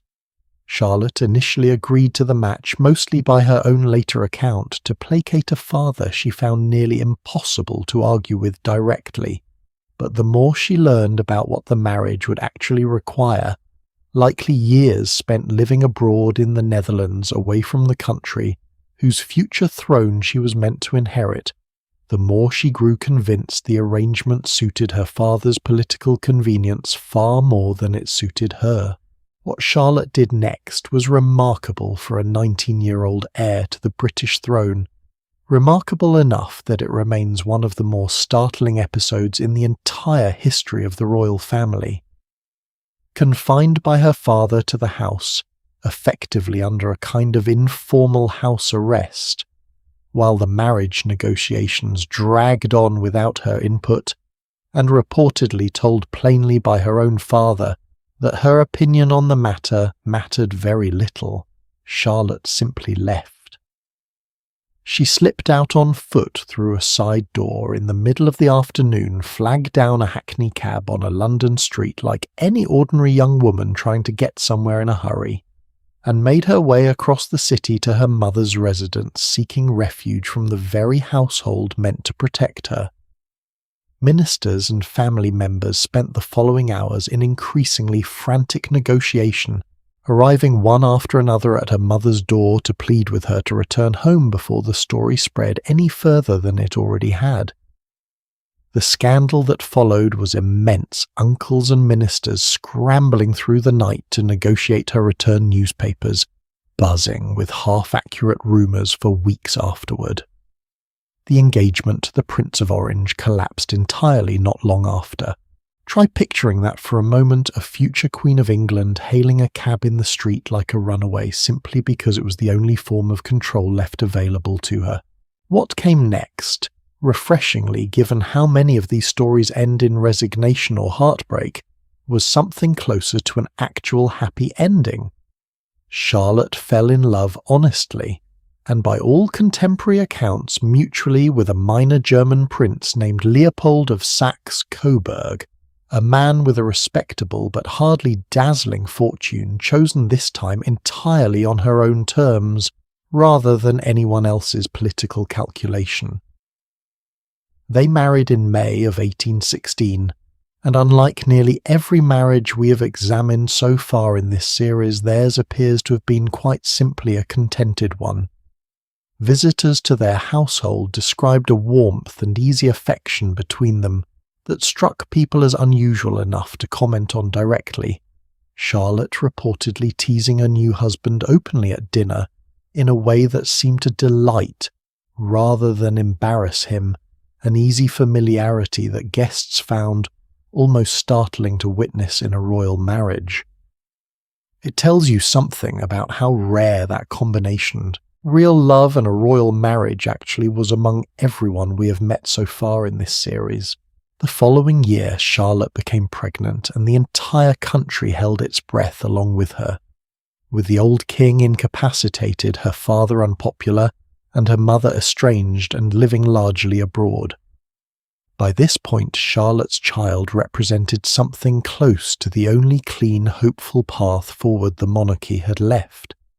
Physicians, courtiers, and ordinary citizens alike treated the pregnancy as a matter of genuine national importance. In November of 1817, after more than 50 hours of labour, Charlotte delivered a stillborn son. Her physician, a well-regarded doctor named Richard Croft, had followed the fashionable medical thinking of the era, which favoured minimal intervention and prolonged patience over more assertive measures like forceps, even as the labour stretched on for more than 2 full days without meaningful progress, and Charlotte grew visibly exhausted. Contemporary notes from the attending staff describe a princess enduring the ordeal with remarkable composure, even as those around her grew increasingly alarmed at how long it was taking. Hours after the stillbirth, Charlotte herself began hemorrhaging, and by the early hours of the following morning she was dead as well, 21 years old, having survived the birth itself, only to lose her life to complications that by later medical standards might well have been prevented with earlier action. The scale of national grief that followed is almost difficult to put into words. Shops across the country closed their doors for a full 2 weeks, an almost unheard of pause in ordinary commerce for the death of anyone, let alone someone who had never actually reigned. Fabric merchants reportedly sold out of black mourning cloth entirely within days, as ordinary people who had never met her dressed in black regardless, and even the two rival stock exchanges in London reportedly suspended trading out of respect. Church bells tolled continuously in towns across the kingdom for days on end. Historians studying the period have compared the sheer scale and intensity of public mourning to almost nothing else in British history until an entirely different princess in an entirely different century met her own sudden and equally shocking end, a comparison we will have plenty of time to sit with later in this series.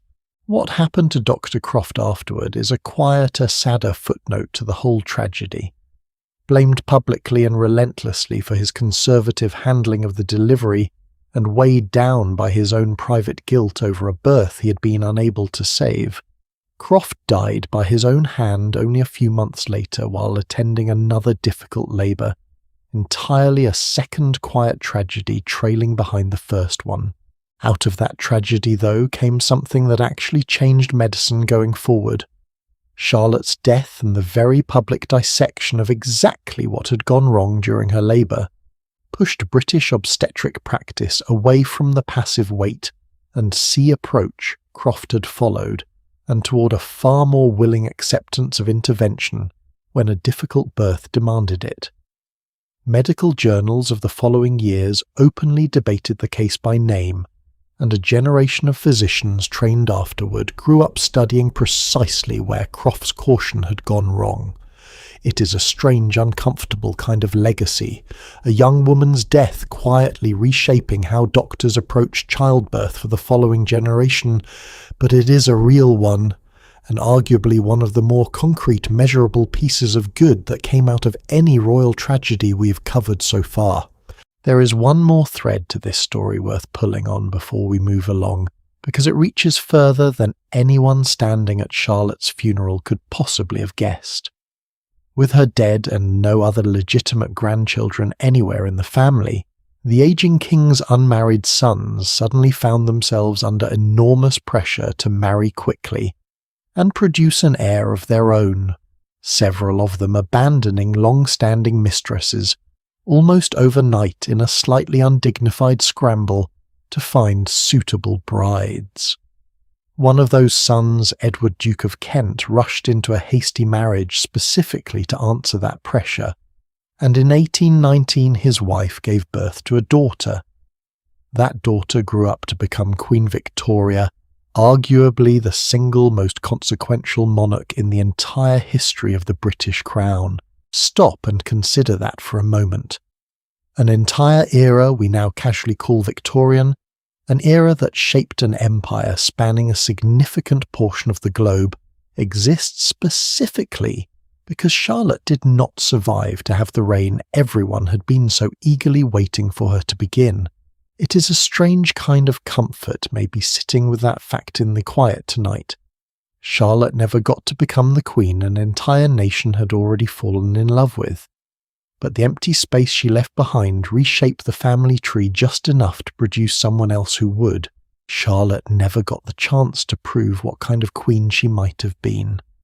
The next princess waiting for us did get that chance tucked away in a small, frequently overlooked country most of Europe barely thought twice about, and she used every bit of it to turn herself into one of the most quietly influential women of her entire era.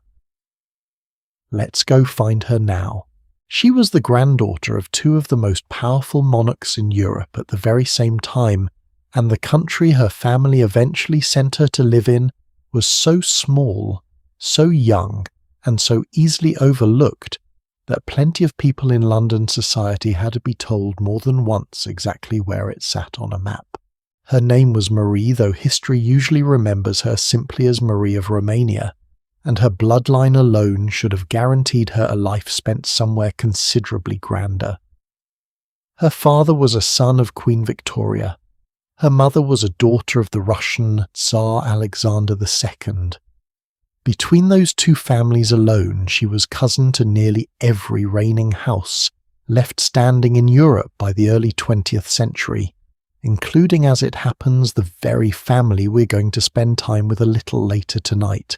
She grew up somewhat unusually for a princess of her pedigree, spending long stretches of her childhood on the island of Malta, where her father commanded a naval station, and later at Coburg in Germany, closer to open air and open water than to the stiff formality most of her royal cousins were raised inside.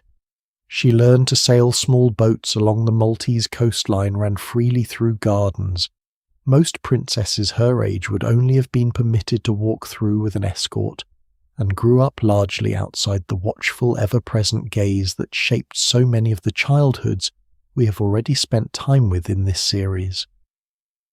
It gave her, by most accounts, an independent streak that never entirely left her, even once the far more restrictive expectations of adulthood caught up with her. At 17 years old, in January of 1893, Marie married Crown Prince Ferdinand of Romania, heir to a kingdom that had only existed as a kingdom at all for about a decade. It is worth pointing out something a little unusual about how that particular match came together, because it runs almost exactly backward from most of the arranged marriages we've discussed across this series. Marie's own mother reportedly steered her daughter away from a far more prestigious possible match, a marriage to her first cousin, the future King George V of Britain, largely because Marie's mother had grown to resent the rigid, judgmental atmosphere of the British court from her own years living inside it, a court that had never fully embraced a Russian Grand Duchess as one of their own, no matter how properly she behaved or how faithfully she followed its endless unwritten rules. Rather than push her daughter toward the grandest available crown, she pushed her toward a smaller, quieter one instead, hoping to spare her the same experience. Here's a question worth sitting with for a moment.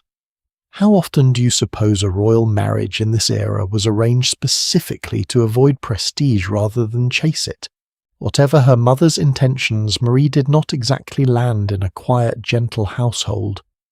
Romania's reigning monarch at the time, King Carol I, ruled his court in Bucharest with a rigid formal control that left very little room for a spirited teenage bride who had grown up chasing open air rather than court protocol. Carol disapproved openly of Marie's independent manner, restricted her correspondence, kept a close watch on her friendships, and made abundantly clear that her role as he saw it was to be decorative, obedient, and largely silent.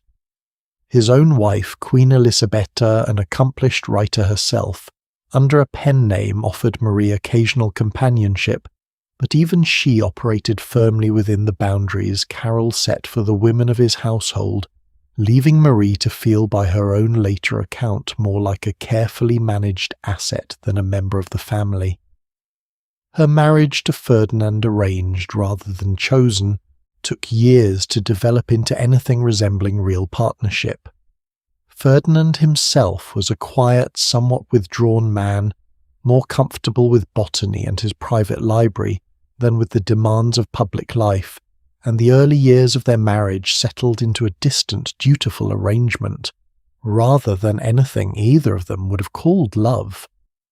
Along the way, Marie, by her own later writing, sought emotional connection in places outside that marriage more than once, a fairly open secret among European royalty, of the period that her own memoirs never fully denied choosing, instead to write around the subject, with the kind of careful, knowing honesty of a woman who understood exactly how much she could say without saying too much.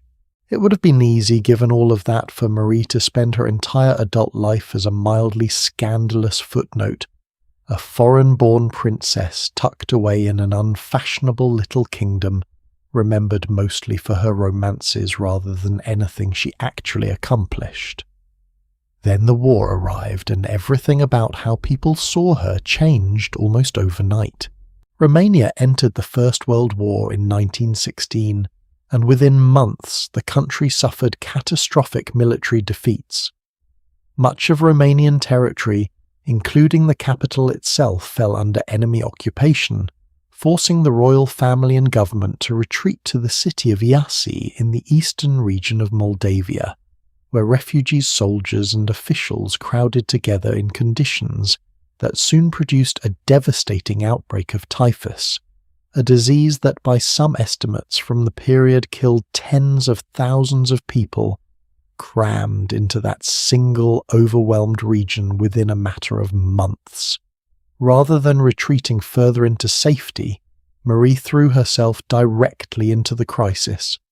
She worked in hospitals personally, nursing wounded and infected soldiers alongside trained staff, despite the very real risk of catching the disease herself, changing dressings, sitting beside dying men who had no family nearby to comfort them, and using her own considerable connections abroad to petition foreign governments, including her own cousin's government back in Britain for medical supplies funding and diplomatic support that Romania desperately needed to survive the war at all. Ordinary Romanian soldiers and civilians watching a foreign-born queen choose hospital wards over comfortable exile began referring to her with something close to reverence, a phrase that translates roughly to the Mother Queen, a title that stuck with her for the rest of her life, and appeared again and again in letters soldiers wrote home describing the strange comfort of finding royalty kneeling beside their hospital cots rather than watching from a safe distance. It is worth pausing on how remarkable that shift actually was. A woman restricted for years by a controlling king and treated largely as ornamental had through nothing but her own choices during the darkest stretch of her adopted country's history made herself into one of its most beloved figures.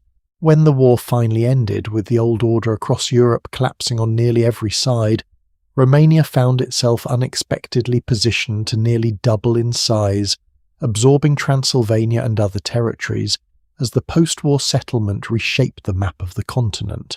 And rather than leaving that outcome entirely in the hands of male diplomats and generals, Marie travelled personally to the Paris Peace Conference in 1919 to advocate directly for her country's territorial claims.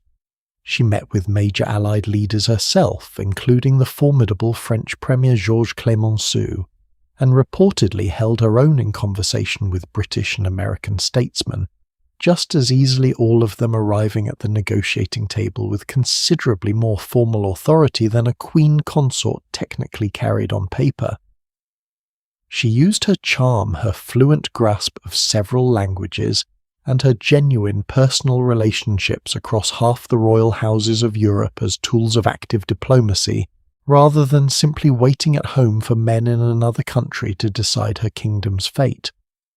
By the time the conference concluded, Romania walked away with territorial gains few observers would have predicted for such a small nation only a few years earlier, and more than a few contemporary journalists credited Marie's personal charm offensive with helping tip certain conversations in Romania's favour. Can you think of many other queens in history who personally sat across from a head of government to negotiate her own country's borders, rather than leaving that work entirely to ministers and treaties drafted somewhere far away from her? By 1922, with Romania's new larger borders finally settled, Ferdinand and Marie held an elaborate coronation ceremony at Alba Iulia, deliberately chosen as a location because of its deep symbolic connection to earlier moments of Romanian unity, rather than the capital where such ceremonies might normally have taken place. Marie characteristically did not simply show up and wear whatever regalia was handed to her. She personally designed much of her own coronation robe and crown, blending Byzantine influences with elements drawn from Romanian folk tradition, right down to the embroidery pattern she selected herself, deliberately crafting an image for a brand new unified nation, still working out exactly what its own identity was supposed to look like. She understood in a way few consorts of her era seemed to grasp as clearly that a queen's appearance at a moment like that was not simply decoration.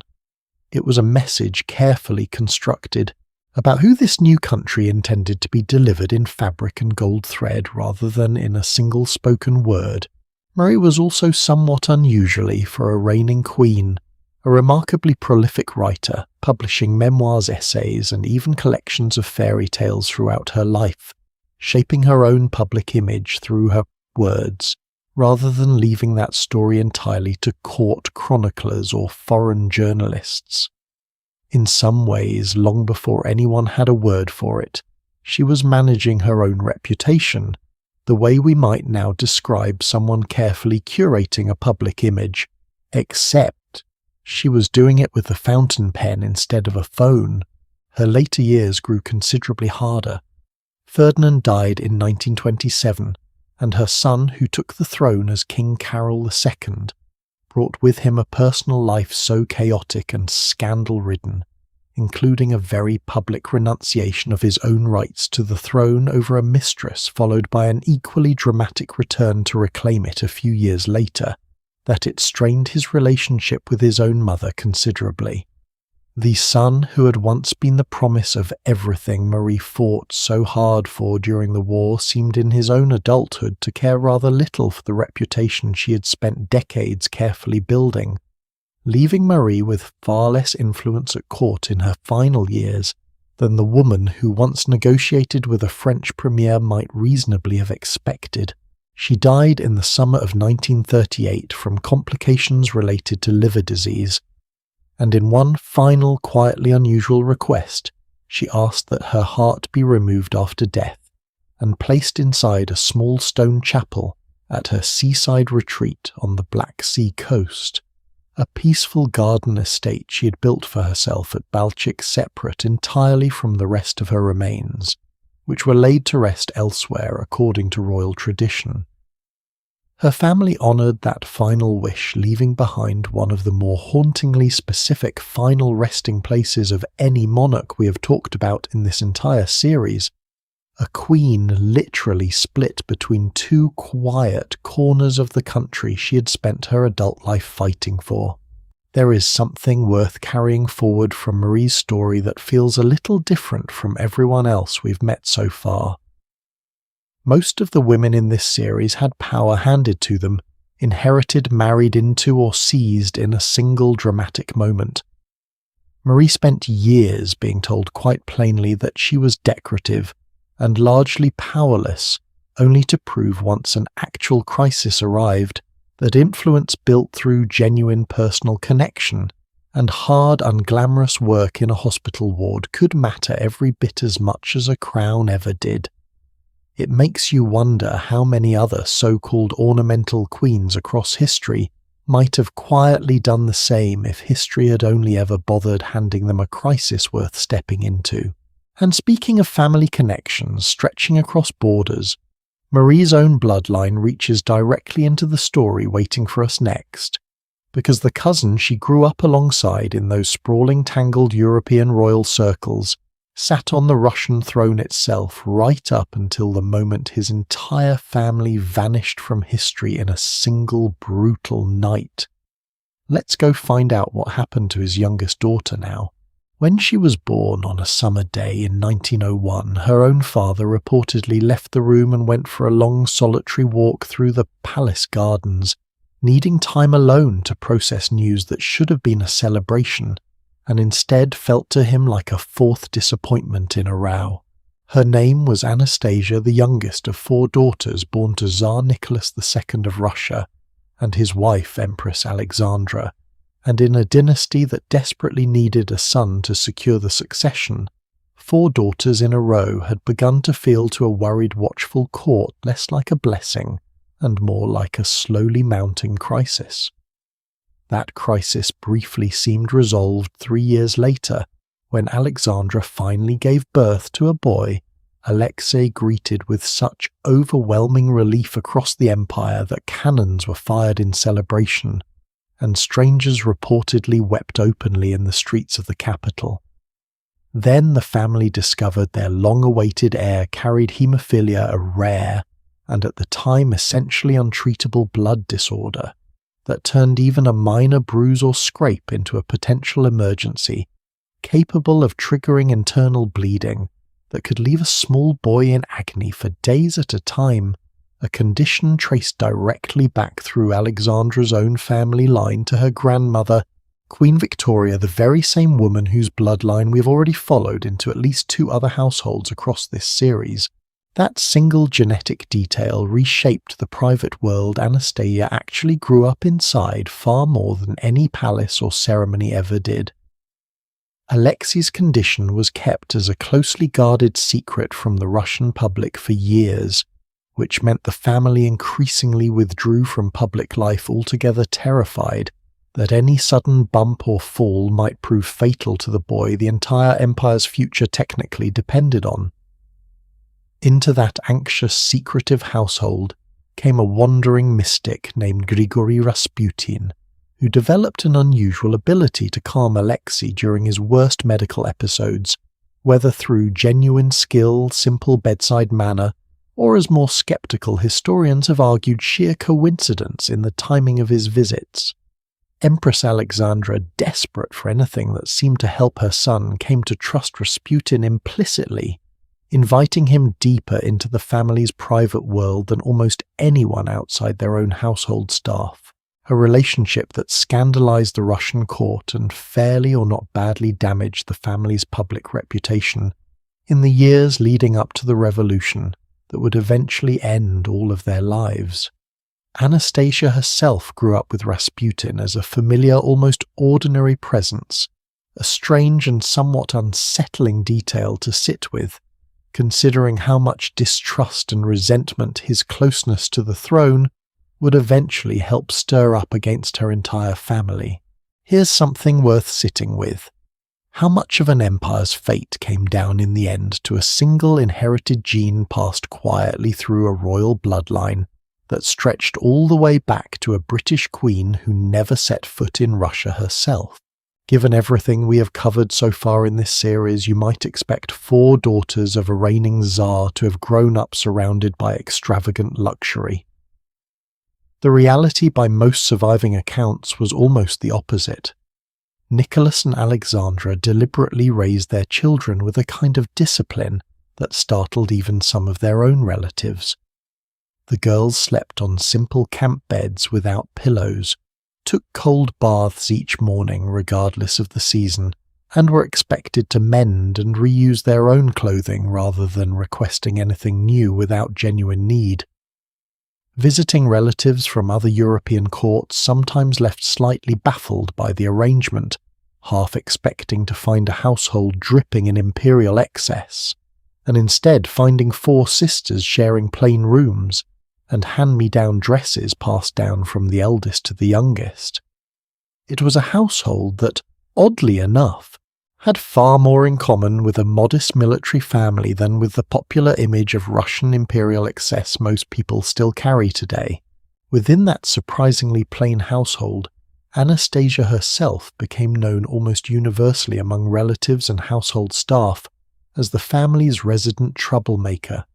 She climbed trees and occasionally refused to come back down until specifically bribed with a treat. She perfected impressions of tutors and visiting dignitaries sharp enough to make her own sisters dissolve into laughter, mid-lesson, reportedly capable of mimicking a particular tutor's nervous throat clearing so precisely that the man himself once turned around mid-sentence, confused about which of them had actually made the sound. On at least one occasion, according to household staff, she reportedly stuffed rocks into the pockets of servants' coats as a prank, then innocently watched them struggle to figure out why their coats suddenly weighed so much more than expected. Family letters from the period describe her as the sibling most likely to be found upside down somewhere she was not supposed to be, and least likely to show any real remorse about it afterward. If you're looking for the one person in this entire series who probably would have been an absolute menace at a modern-day dinner party, in the best possible way, Anastasia is very likely your answer. As the First World War dragged on, her 2 eldest sisters trained formally as nurses and worked directly in military hospitals assisting with surgeries and dressing wounds, that most young women their age would never have been permitted anywhere near, while Anastasia and her closest sister Maria, still considered too young for actual medical duties, spent their time visiting wounded soldiers, anyway playing cards, reading aloud, writing letters, home on behalf of men too injured to hold a pen themselves, and simply keeping tired, frightened young men company during their recovery. It was a quieter, gentler kind of wartime service than nursing itself, but by the accounts of soldiers who remembered those visits afterward, it mattered every bit as much to morale as any bandage change. Everything the family had carefully managed and concealed for years came crashing down in 1917, when revolution finally forced Nicholas to abdicate the throne entirely. The family was placed under house arrest, first close to home at their own palace, an arrangement that at least allowed them the small comfort of familiar rooms and a private garden to walk in. Then, as political conditions in the capital grew more volatile, they were moved progressively further from any hope of rescue first to the Siberian town of Tobolsk, where the girls reportedly kept up their spirits by staging small theatrical performances for the household staff who remained loyal to them, and finally in the spring of 1918 to a house in the city of Yekaterinburg that their Bolshevik captors referred to, with a chilling kind of bureaucratic bluntness, simply as the house of special purpose. The windows there were painted over entirely, sealing the family off from even a glimpse of the outside world during the final weeks of their lives. In the early hours of a July night in 1918, Nicholas, Alexandra, all 5 of their children and 4 loyal members of their household staff, who'd chosen to remain with them rather than flee, were led down into the basement of that house and killed.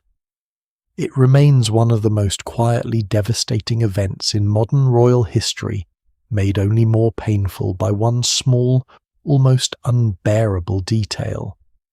Several of the daughters had spent recent weeks secretly sewing the family's few remaining jewels into the lining of their corsets and clothing, hoping to preserve some small resource for whatever uncertain future awaited them.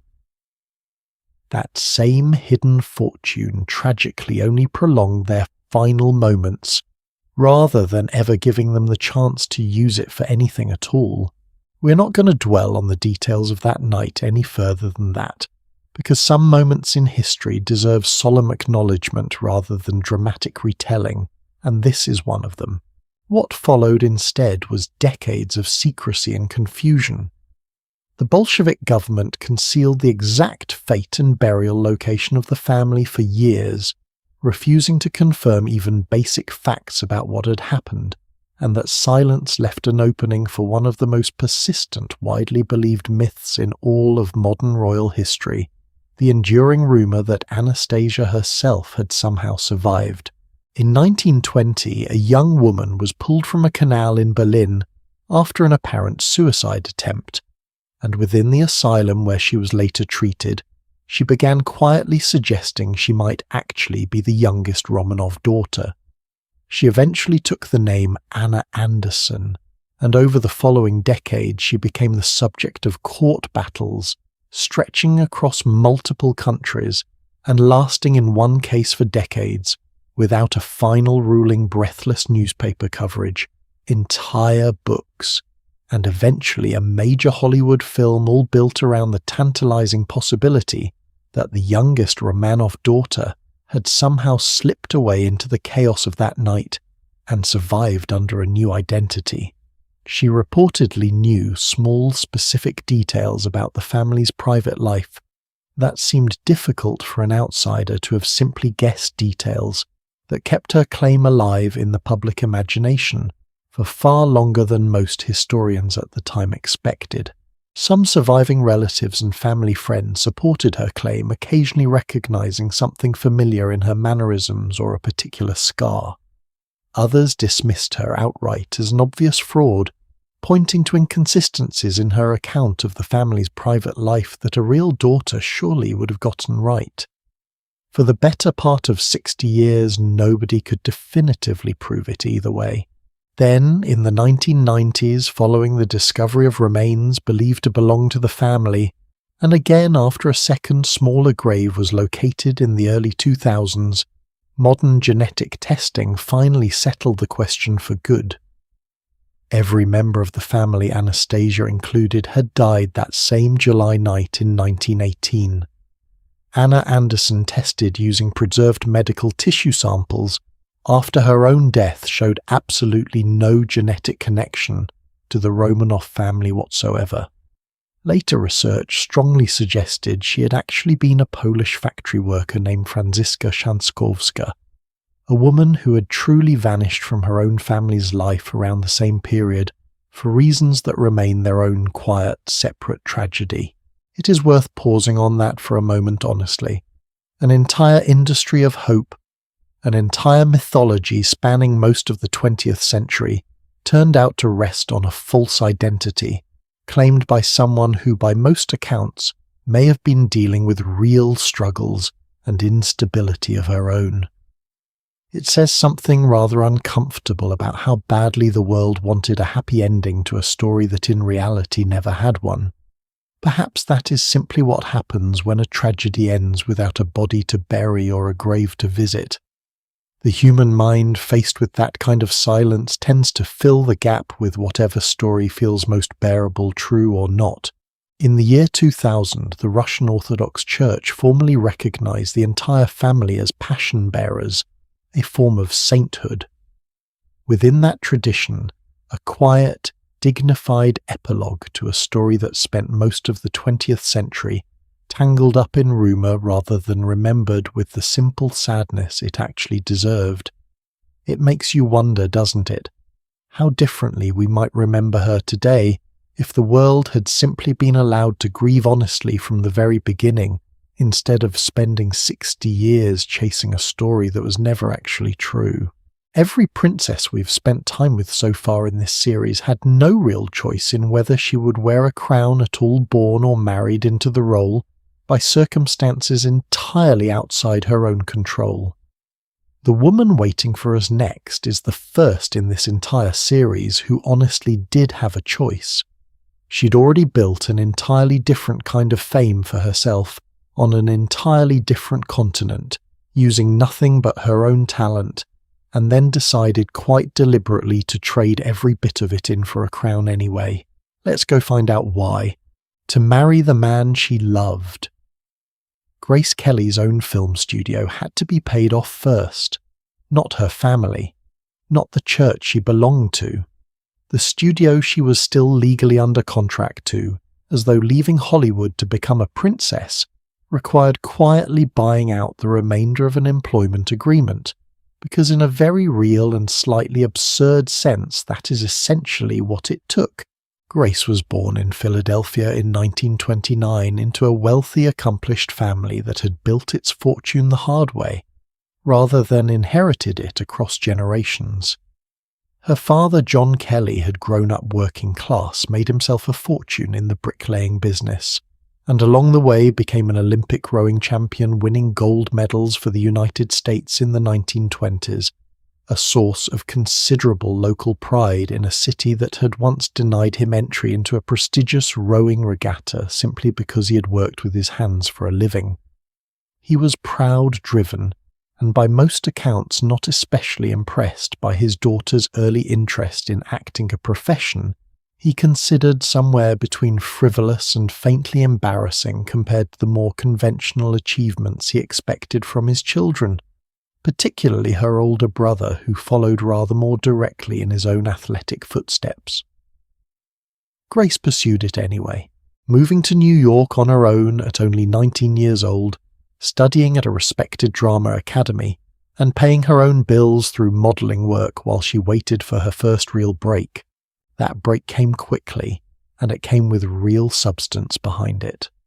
Within a few short years, Grace was working directly with Alfred Hitchcock, appearing in a run of tense, elegant thrillers, Dial M for Murder Rear Window, and To Catch a Thief, among them films that would define an entire era of American cinema. and establish her as one of the director's favourite leading actresses. In 1955, at only 25 years old, she won the Academy Award for Best Actress for an entirely different kind of role, a demanding and glamorous dramatic performance in a film called The Country Girl, proof that she had range well beyond the polished, elegant image most audiences already associated with her. It is worth pausing on that timeline for a moment because it means Grace Kelly had already achieved one of the highest honours available in her entire profession before she had ever met the man who would eventually make her a princess. Whatever came next in her life, it did not come from a young woman desperate for any escape she could find. It came from someone who had already built something real entirely on her own talent.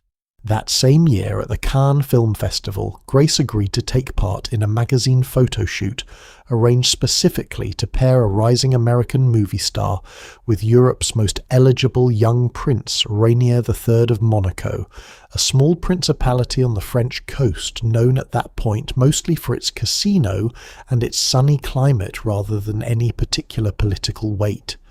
It is worth being honest about how calculated that first meeting actually was, dressed up ever since as a spontaneous fairy tale romance. It began as a publicity arrangement engineered by editors looking for a striking photograph to sell magazines, complete with a scheduled itinerary and a photographer directing where each of them should stand, not as two strangers meeting by chance across a crowded room, the way the story tends to be told at parties decades later. Here's a question worth sitting with for a moment. How many supposedly magical royal meetings in history, once you look closely enough, turn out to have started as somebody's carefully planned photo opportunity instead? What followed, though, moved with a speed that suggests something more than pure publicity was honestly at work. And underneath whatever real affection developed between them, there was also a fairly urgent practical problem neither of them could ignore. Monaco's continued independence from France rested on a long-standing treaty requiring the ruling prince to produce an heir, and Rainier, still unmarried in his early 30s, was under mounting pressure to secure the principality's future before that clause became a genuine political crisis. Grace, for her part, had reportedly grown tired of the relentless demands of the Hollywood studio system, weary of a schedule that left little room for a private life of her own, and her devoutly Catholic family saw real appeal in a match blessed so thoroughly by circumstance, timing, faith, and a fair amount of old-fashioned financial negotiation.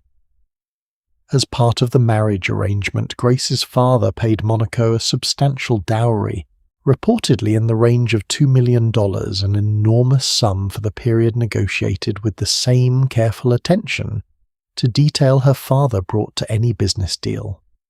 It is a detail modern retellings of her story tend to leave out entirely, perhaps because it complicates the image of a spontaneous love story with something that looks uncomfortably a great deal like the marriage contracts we've already examined several times earlier in this series.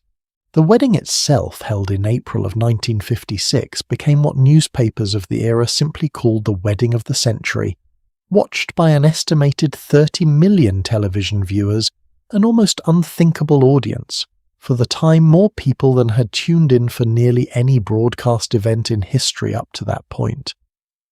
Crowds lined the streets of Monaco for days beforehand, and reporters from across the globe descended on the tiny principality in numbers its own permanent population could scarcely match.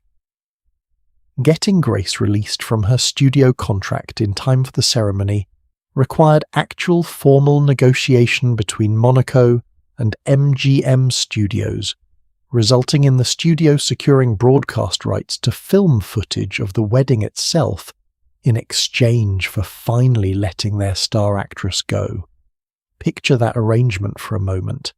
A reigning European prince personally negotiating with a Hollywood studio executive over the terms of his own bride's release, as though she were, on paper at least, still something closer to company property than a free woman choosing her own future. Once she became Princess Grace of Monaco, her acting career ended almost entirely, not gradually, but by firm expectation. Rainier and the Monegasque court made clear that a princess actively starring in films sat uncomfortably with the dignity expected of her new role.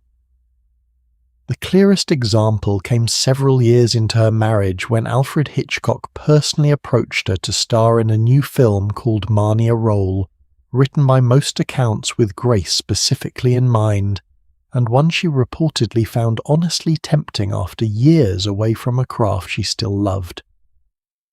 Grace considered it seriously enough to begin preparations and announce the project publicly, only to face such vocal disapproval from the people and press of Monaco, uneasy at the idea of their princess appearing on screen again playing a character with a fair amount of psychological complexity and scandal, built into the plot that she ultimately withdrew from the project entirely within weeks. The role went to another young actress instead, and Grace never returned to film work for the rest of her life. It raises an honest question worth carrying with you tonight. If a woman has already proven herself brilliant at something entirely her own, how much should a new title, however glamorous, be allowed to quietly take that away from her? Grace channeled much of her remaining energy into philanthropic and cultural work, instead founding an international children's welfare organization that continues its work today, restoring the Principality's ballet company, and becoming a devoted patron of the arts throughout the small territory she now called home. Friends and biographers who knew her privately, though, described a woman who missed the creative fulfillment and independence her acting career had once given her, someone who occasionally spoke wistfully about scripts she would never read again, and a professional identity she had agreed formally and publicly to set entirely aside. She reportedly kept scrapbooks of her old films tucked away privately, revisiting a version of herself the rest of the world had quietly agreed she was no longer permitted to be. In September of 1982, Grace suffered a stroke while driving along a winding mountain road above Monaco called the Moyenne Corniche, with her younger daughter, Princess Stephanie, in the passenger seat beside her, the two of them returning home together after a quiet family visit. The car went off the road and fell down a steep embankment, coming to rest well below the roadway itself. Grace died from her injuries the following day, having never fully regained consciousness. Stephanie survived, though injured, and persistent rumours have circulated ever since suggesting Stephanie herself may actually have been behind the wheel that afternoon, rather than her mother, a claim never definitively confirmed and repeatedly, if quietly, denied by the family in the years since. Whatever actually happened in that car remains even now one of the few honestly unresolved details in an otherwise thoroughly documented life. There is one more detail worth sitting with before we move along, a detail that feels almost too precise to be an accident of history, rather than a deliberate one.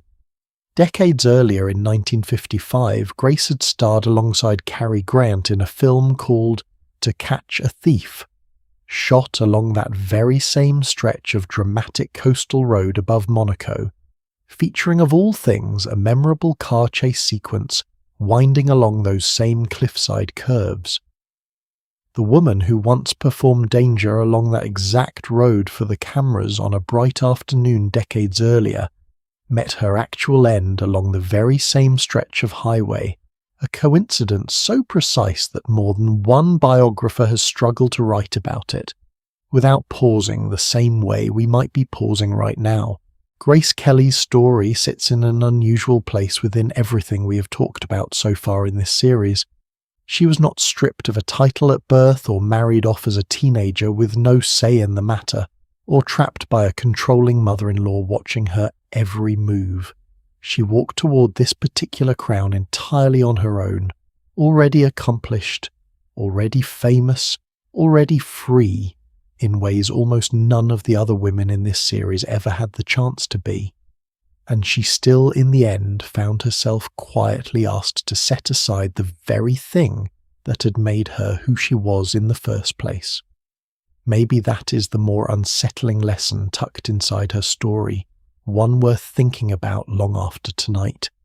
Even choosing the cage yourself with open eyes and real excitement does not necessarily mean the door swings quite as freely afterward as you might have hoped, and fame, it turns out, is not always something a title can simply add to. Sometimes it is something a title quietly asks you to give back instead. Grace Kelly at least got to build an entire life and career of her own before any crown ever entered the picture. The next woman waiting for us never had that luxury at all. She was barely out of her teenage years with no fame, no career, and no real preparation whatsoever when an entire country decided to fall completely in love with her anyway, whether she felt remotely ready for it or not. Let's go meet her now. Before the world ever called her a princess, she cleaned other people's houses for a little extra money and worked shifts looking after toddlers at a small kindergarten in London, the kind of quiet, unglamorous jobs most 19-year-olds take simply to cover rent and groceries. That detail tends to get lost somewhere underneath the tiara and the wedding photographs, but it is worth holding on to because it tells you something true about who she actually was before an entire country decided to fall in love with her. Her name, of course, was Diana, and unlike nearly every foreign-born bride we've discussed across this series, she was about as thoroughly English as it was possible to be. The Spencer family had served English royalty for generations in some ways, with a lineage stretching back even further and more deeply rooted in English soil than the royal family she eventually married into. Two of Diana's own grandmothers had personally served as ladies-in-waiting to the Queen Mother close enough to palace life that the family's country estate at Park House sat directly on the grounds of the royal family's own Sandringham property, meaning Diana spent much of her early childhood playing within sight of the very royal residence where decades later so much of her adult life would eventually be scrutinized. In a strange way, Diana grew up practically inside the outer edges of royal life, without ever technically belonging to it, close enough to see exactly what she was eventually walking into, though nobody could have prepared her for the full scale of it. Her own childhood carried real pain long before any of that began. Her parents divorced when she was a young girl in a case bitter and public enough, by the standards of the era that her father was awarded custody, an unusual outcome for the time that only added to the surrounding scandal. Her mother left the family home for another man, and Diana, along with her siblings, spent much of her childhood shuttling between two increasingly distant, increasingly strained households. Biographers who studied her later life have pointed to that early experience of abandonment as something that shaped her quietly but persistently into an adult who craved affection, almost as urgently as she gave it someone who poured an enormous amount of herself into her own children. Partly it seems because of exactly what she had felt missing from her own childhood. She did not excel academically and never attended university, failing her exams more than once, a detail the British press loved pointing out later, in less than kind terms, as though it somehow disqualified her from everything that came afterward. It clearly did not. In 1980, when Diana was only 19 years old, Prince Charles, then 32, and under considerable pressure from his own family to finally settle down, began courting her. The relationship moved with striking speed, encouraged along by family members and courtiers on both sides, who saw in Diana exactly what the monarchy seemed to need at that particular moment, a young, telegenic, seemingly uncomplicated English rose with an aristocratic pedigree solid enough to satisfy tradition. They were engaged within months and married in July of 1981 at St. Paul's Cathedral in London, in a ceremony watched by an estimated 750 million people, worldwide, a number so large it is honestly difficult to picture roughly 1 out of every 5 people alive on the planet at that moment all watching a single wedding unfold on television screens scattered across nearly every country on Earth. Diana's wedding dress trailed behind her for 25 feet, so long that attendants needed several careful minutes just to arrange it properly before she could walk down the aisle, and in the middle of her own vows, nerves apparently got the better of her, enough that she said Charles's own name slightly out of order, a small human stumble that somehow made the entire spectacle feel a little more real. A brief flash of an anxious teenager peeking through beneath all that lace and ceremony. Here's a question worth sitting with for a moment. How much real choice does a 19-year-old actually have when an entire nation, an entire family institution, and a man 13 years her senior have already quietly decided among themselves that she is exactly the right answer to a problem she barely understood she was being recruited to solve? The marriage itself struggled almost from the beginning in ways both Diana and Charles would eventually confirm publicly themselves, rather than leaving the matter to speculation. Charles maintained an ongoing emotional connection to a woman named Camilla Parker Bowles throughout much of the marriage, a relationship he later openly acknowledged in a televised interview, and Diana for her part pursued her own relationships outside the marriage as well, a fact she confirmed candidly in an extraordinarily frank television interview of her own in 1995. It is worth noting honestly how unusual that level of public candour was for a royal marriage breakdown, especially compared with nearly every other troubled union we've examined across this entire series, most of which stayed carefully hidden behind palace walls for centuries, rather than being discussed by the people involved themselves on national television. Diana also spoke openly later in life about her own struggles with bulimia, during those difficult years becoming one of the first prominent public figures anywhere in the world to discuss an eating disorder candidly rather than concealing it entirely. She never offered specifics beyond acknowledging the struggle itself, and neither will we tonight. But her willingness to simply say the words out loud helped countless other people feel considerably less alone with something they had never previously heard a public figure admit to experiencing. What made Diana different from image alone, though, was what she chose to do with the platform an unhappy marriage had handed her.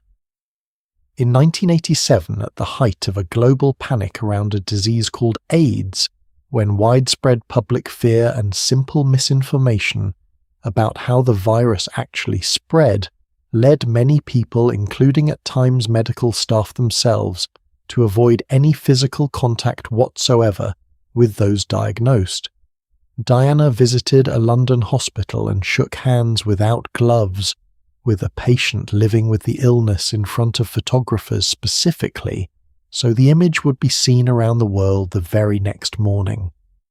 Doctors working in the field at the time later described the response to that single photograph as more effective at correcting public misunderstanding than years of official health department pamphlets and advertising campaigns combined. It was a small physical gesture that did more to shift public understanding and reduce stigma around the disease than almost any government campaign managed to accomplish during that same period.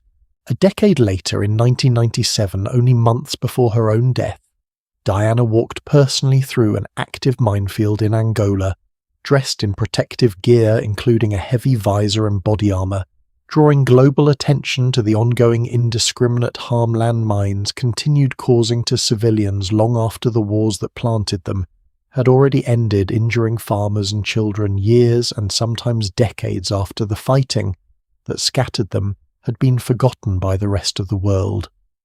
Some politicians at the time criticized her involvement as inappropriate meddling in matters of international policy, better left to elected officials, an objection that aged rather poorly once her advocacy helped build genuine, measurable momentum behind an international treaty banning landmines that gained wide global support that very same year, ultimately signed by dozens of countries within months of her death. It is worth pausing on that combination for a moment. A woman once dismissed in the press as unqualified and underprepared, walking calmly through an active minefield for a cause most world leaders found politically inconvenient to touch directly themselves. Diana and Charles divorced formally in 1996, and as part of the settlement, Diana lost the formal style of Her Royal Highness, while retaining the title Diana Princess of Wales. She continued her humanitarian work largely on her own terms in the years that followed, increasingly independent of the institution she had married into at 19. In the early hours of the 31st of August 1997, Diana was killed in a car crash inside a road tunnel in Paris, while being driven at high speed in an attempt to escape a group of photographers pursuing the vehicle.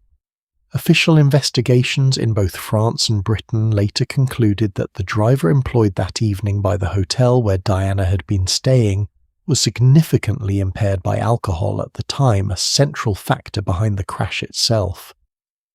Her companion that night and the driver both died as well. A single passenger in the car, her bodyguard, survived, the only person inside wearing a seatbelt at the moment of impact. We are not going to linger on the details of that night any further than that, because as we have said once already tonight about another difficult ending, some moments deserve quiet acknowledgement rather than dramatic retelling. What followed was a scale of national grief that, if you were paying close attention earlier tonight, might honestly remind you of somewhere we have already been. Flowers piled several feet deep outside the gates of Kensington Palace, an estimated 1 million bouquets left by ordinary people who had never met her left in such volume that palace staff reportedly struggled simply to keep pathways clear for mourners still arriving. Her funeral was watched by roughly 2.5 billion people worldwide, among the largest television audiences in human history, at that point a number that remarkably still managed to dwarf even the enormous crowd that once tuned in for her own wedding 16 years earlier.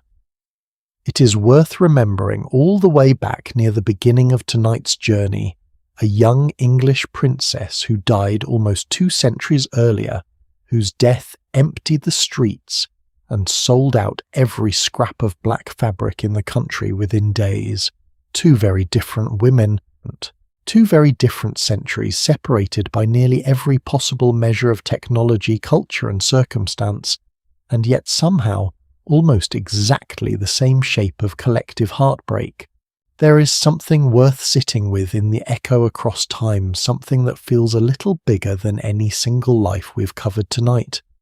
Whatever era we happen to live in, whatever century, whatever country, there seems to be a very specific kind of grief, reserved for a young woman the public has decided, rightly or wrongly, belonged to all of them, a little taken before she ever got the chance to fully become whoever she was still becoming. Maybe that says something about us, as much as it says about any of the women we've spent tonight with. We tend to fall hardest for the ones we lose too early, and love them in hindsight a little more fiercely than we ever quite managed to while they were still here to feel it. We have spent the whole night now walking through crowns, won crowns, lost crowns that turned out to be cages, and a small handful of women clever or lucky enough to slip loose from theirs entirely. 11 lives now sit behind us, spanning nearly 9 centuries, and if you have been paying attention, you may have already started noticing the same handful of patterns, quietly repeating themselves again and again, underneath all that different clothing and all those different flags. It might finally be time to step back together and ask what all of it actually adds up to. Let's do that now. 11 women, nearly 900 years, a dozen different languages, a dozen different flags, a dozen different versions of what a crown was supposed to mean. We started tonight beside a lake in Geneva, watching a woman collapse from a wound so small, nobody around her even noticed it at first, and we have travelled since then through castles and courtrooms and hospital wards and Hollywood sound stages and finally a road tunnel in Paris. and yet sitting here at the end of all of it together in the quiet, it is worth asking a simple question out loud before we let each other go for the night. What did we actually just spend the last several hours learning underneath all those different names and different centuries? Here is the first thread worth pulling on because it runs through nearly every single story we told tonight. A crown for almost the entire history we just walked through was never really a reward. It was a transaction. Eleanor's inheritance made her valuable before anyone cared what she thought. Isabella had to fight for the right to simply choose her own husband, as though that request alone was somehow radical. Marie Antoinette was walked across a river and stripped of her own clothing before she ever set foot on French soil, replaced quite literally with a version of herself built specifically for someone else's use. Catherine arrived in Russia as an obscure German teenager, selected largely because she was cheap, convenient, and politically harmless. 3 qualities nobody would ever again apply to her once she actually held power. Even Diana, nearly 2 centuries later, and worlds away from an arranged medieval marriage, was quietly identified, courted, and married within the span of less than a year at 19 years old, by an institution that needed exactly what she appeared on paper to offer. Different centuries, different countries, the same underlying arithmetic. A woman's worth measured first by what her marriage could secure for somebody else. Here's something worth sitting with for a moment before we move to the next thread. If you added up every single one of these women's ages on their wedding days and divided it out, the average would land somewhere in the middle of their teenage years. 11 separate lives, and almost none of them were old enough by any modern standard to legally sign a lease of their own. The second thread is quieter, and in some ways sadder because it has nothing to do with politics at all. Nearly every woman we met tonight lost some piece of her own name, her own image, or her own body to the demands of the role she'd been handed. Elizabeth of Austria disappeared behind a fan rather than let the world see her age past 32. Marie Antoinette was blamed publicly and viciously for a body that failed to produce an heir, for reasons that were never actually hers to begin with. Charlotte of Wales died from complications a slightly more willing doctor might have prevented a death that at least forced real change in how future mothers were treated afterward. Even young Anastasia, growing up in a household consumed by her own brother's fragile blood, learned early that a royal body was never entirely private, that its weaknesses became state secrets the moment they threatened a succession. And Diana spent years quietly fighting a private battle with her own body that she eventually had the courage to speak about, honestly becoming one of the first public figures anywhere to do so. Over and over tonight, a woman's physical self became public property the moment a crown touched her head, evaluated, criticized, and controlled by people who never had to live inside that same body for a single day. And then there is the third thread, the one that might be the hardest to sit with, honestly, because it says less about any one royal family and more about all of us, the audience across every single one of these centuries. We love apparently to build a myth first and worry about the facts considerably later. Marie Antoinette never said the 4 words most people still associate with her more than anything else she actually did during her entire life. Catherine the Great, one of the sharpest political minds of her century, is still even now more likely to be remembered by a vulgar and completely fabricated rumour about her death than by the fact that she personally corresponded with some of the greatest thinkers of her era. Isabella of Castile is still widely credited with pawning her own jewellery to fund a voyage across the ocean, a lovely image that most financial records from the period simply do not support. An entire industry of hope and heartbreak grew up around a woman claiming to be Anastasia Romanoff, sustained for 60 years by a public that badly wanted a fairy tale ending more than it wanted the truth. Have you noticed across tonight how often the myth outlived the woman by centuries while the actual more complicated truth sat quietly waiting for someone to bother looking closer? But here is the thread I think matters most, the one I hope you carry with you longer than any of the others, because it is the only one with real hope tucked inside it. For every single woman tonight who was trapped, there was another one who found some way, however narrow, however costly, to push back against the walls closing in around her. Eleanor rode into a war zone and later crossed the Alps in winter, well into her 60s, to save her own son. Isabella demanded the right to choose her own husband, and then went further, insisting on ruling as an equal rather than an ornament beside him. Elizabeth Tudor sat across from trained interrogators at 15 years old, gave away nothing, and survived long enough to eventually rule the very kingdom that once locked her inside its most feared prison. Catherine spent 18 silent years reading and watching before quietly taking an entire empire for herself in a matter of days. Marie of Romania turned a title everyone assumed was purely decorative into genuine hard-won influence over her country's future earned in hospital wards rather than handed to her at birth. Even Grace Kelly, the one woman tonight who walked toward her crown entirely by choice, spent the rest of her life quietly proving that talent and independence do not simply evaporate the moment somebody hands you a tiara instead of a script. None of them got a perfect ending. It would be dishonest to pretend otherwise, and dishonest storytelling is exactly what we've tried to avoid together tonight. But nearly all of them, in their own way, on their own terms, found some small specific act of defiance worth remembering, whether that meant leading troops negotiating a nation's borders in Paris, or simply refusing to walk quietly through a prison gate without saying out loud that she was no traitor. It would be easy to treat all of this as a closed chapter, something safely finished and filed away in the past interesting, purely as history, rather than as anything still relevant to the world outside your window tonight. I am not sure that is entirely true. Two more recent brides, Catherine, now Princess of Wales herself, and Meghan Markle, once Duchess of Sussex, have each spent the last several years living out some version of the exact same pattern.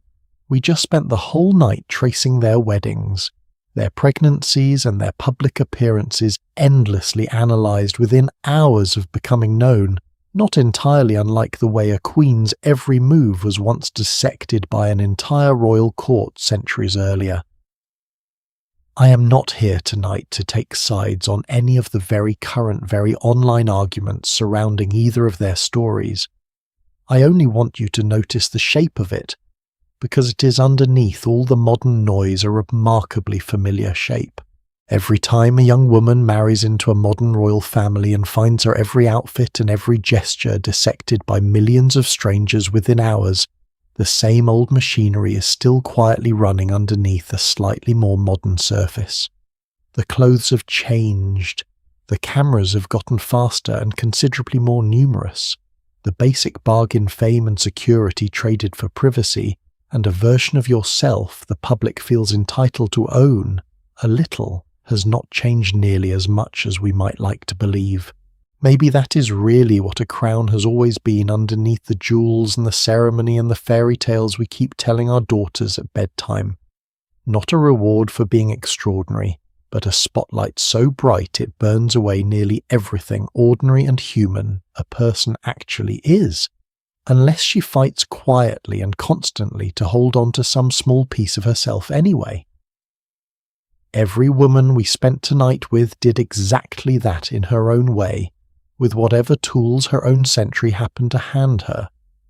Whether that tool was a diamond ring scratched against a window pane, a needle and thread hiding jewels inside a corset, or simply a closed mouth and a steady voice in front of interrogators twice her age. I want to say thank you honestly for spending this many hours of your night here with me, and with all 11 of these women. Stories like these only really work when someone is actually listening closely enough on the other end to notice the small details, the quiet ironies, the threads connecting a Bavarian farm girl to a Hollywood movie star to an English kindergarten assistant, all of them tangled up in the very same story underneath their very different names. Putting a night like this together takes a considerable amount of quiet digging through old letters, old court records, and old contradictions between what actually happened and what everyone simply decided to believe instead. And it means a great deal to me that you chose to spend your evening on the other side of that work rather than somewhere else entirely. If any part of tonight kept you company, made the dark feel a little less empty, or gave you something worth thinking about as you finally drift off, then this was exactly the kind of night I was hoping to give you. If you found your way here through someone else's recommendation, or simply stumbled onto this by accident while scrolling through the dark looking for something to fall asleep to, I hope tonight turned out to be a pleasant surprise either way. And if there is a particular woman, a particular crown, or a particular quiet act of defiance you wish we had spent more time with tonight, I would honestly love to hear about it whenever you have a moment, because there is no shortage of remarkable women. History has been quietly underselling for centuries, and I intend to keep working through as many of them as I possibly can. There are more women waiting, more crowns, more quiet acts of defiance. We simply did not have time for tonight, and I would love nothing more than to sit here with you again and keep working through them together. So rest well tonight. Let your eyes close whenever they are ready, and let whatever worries followed you into bed tonight stay quietly outside the door until morning. And when you're ready to come back for the next story, I will be right here waiting to tell it to you.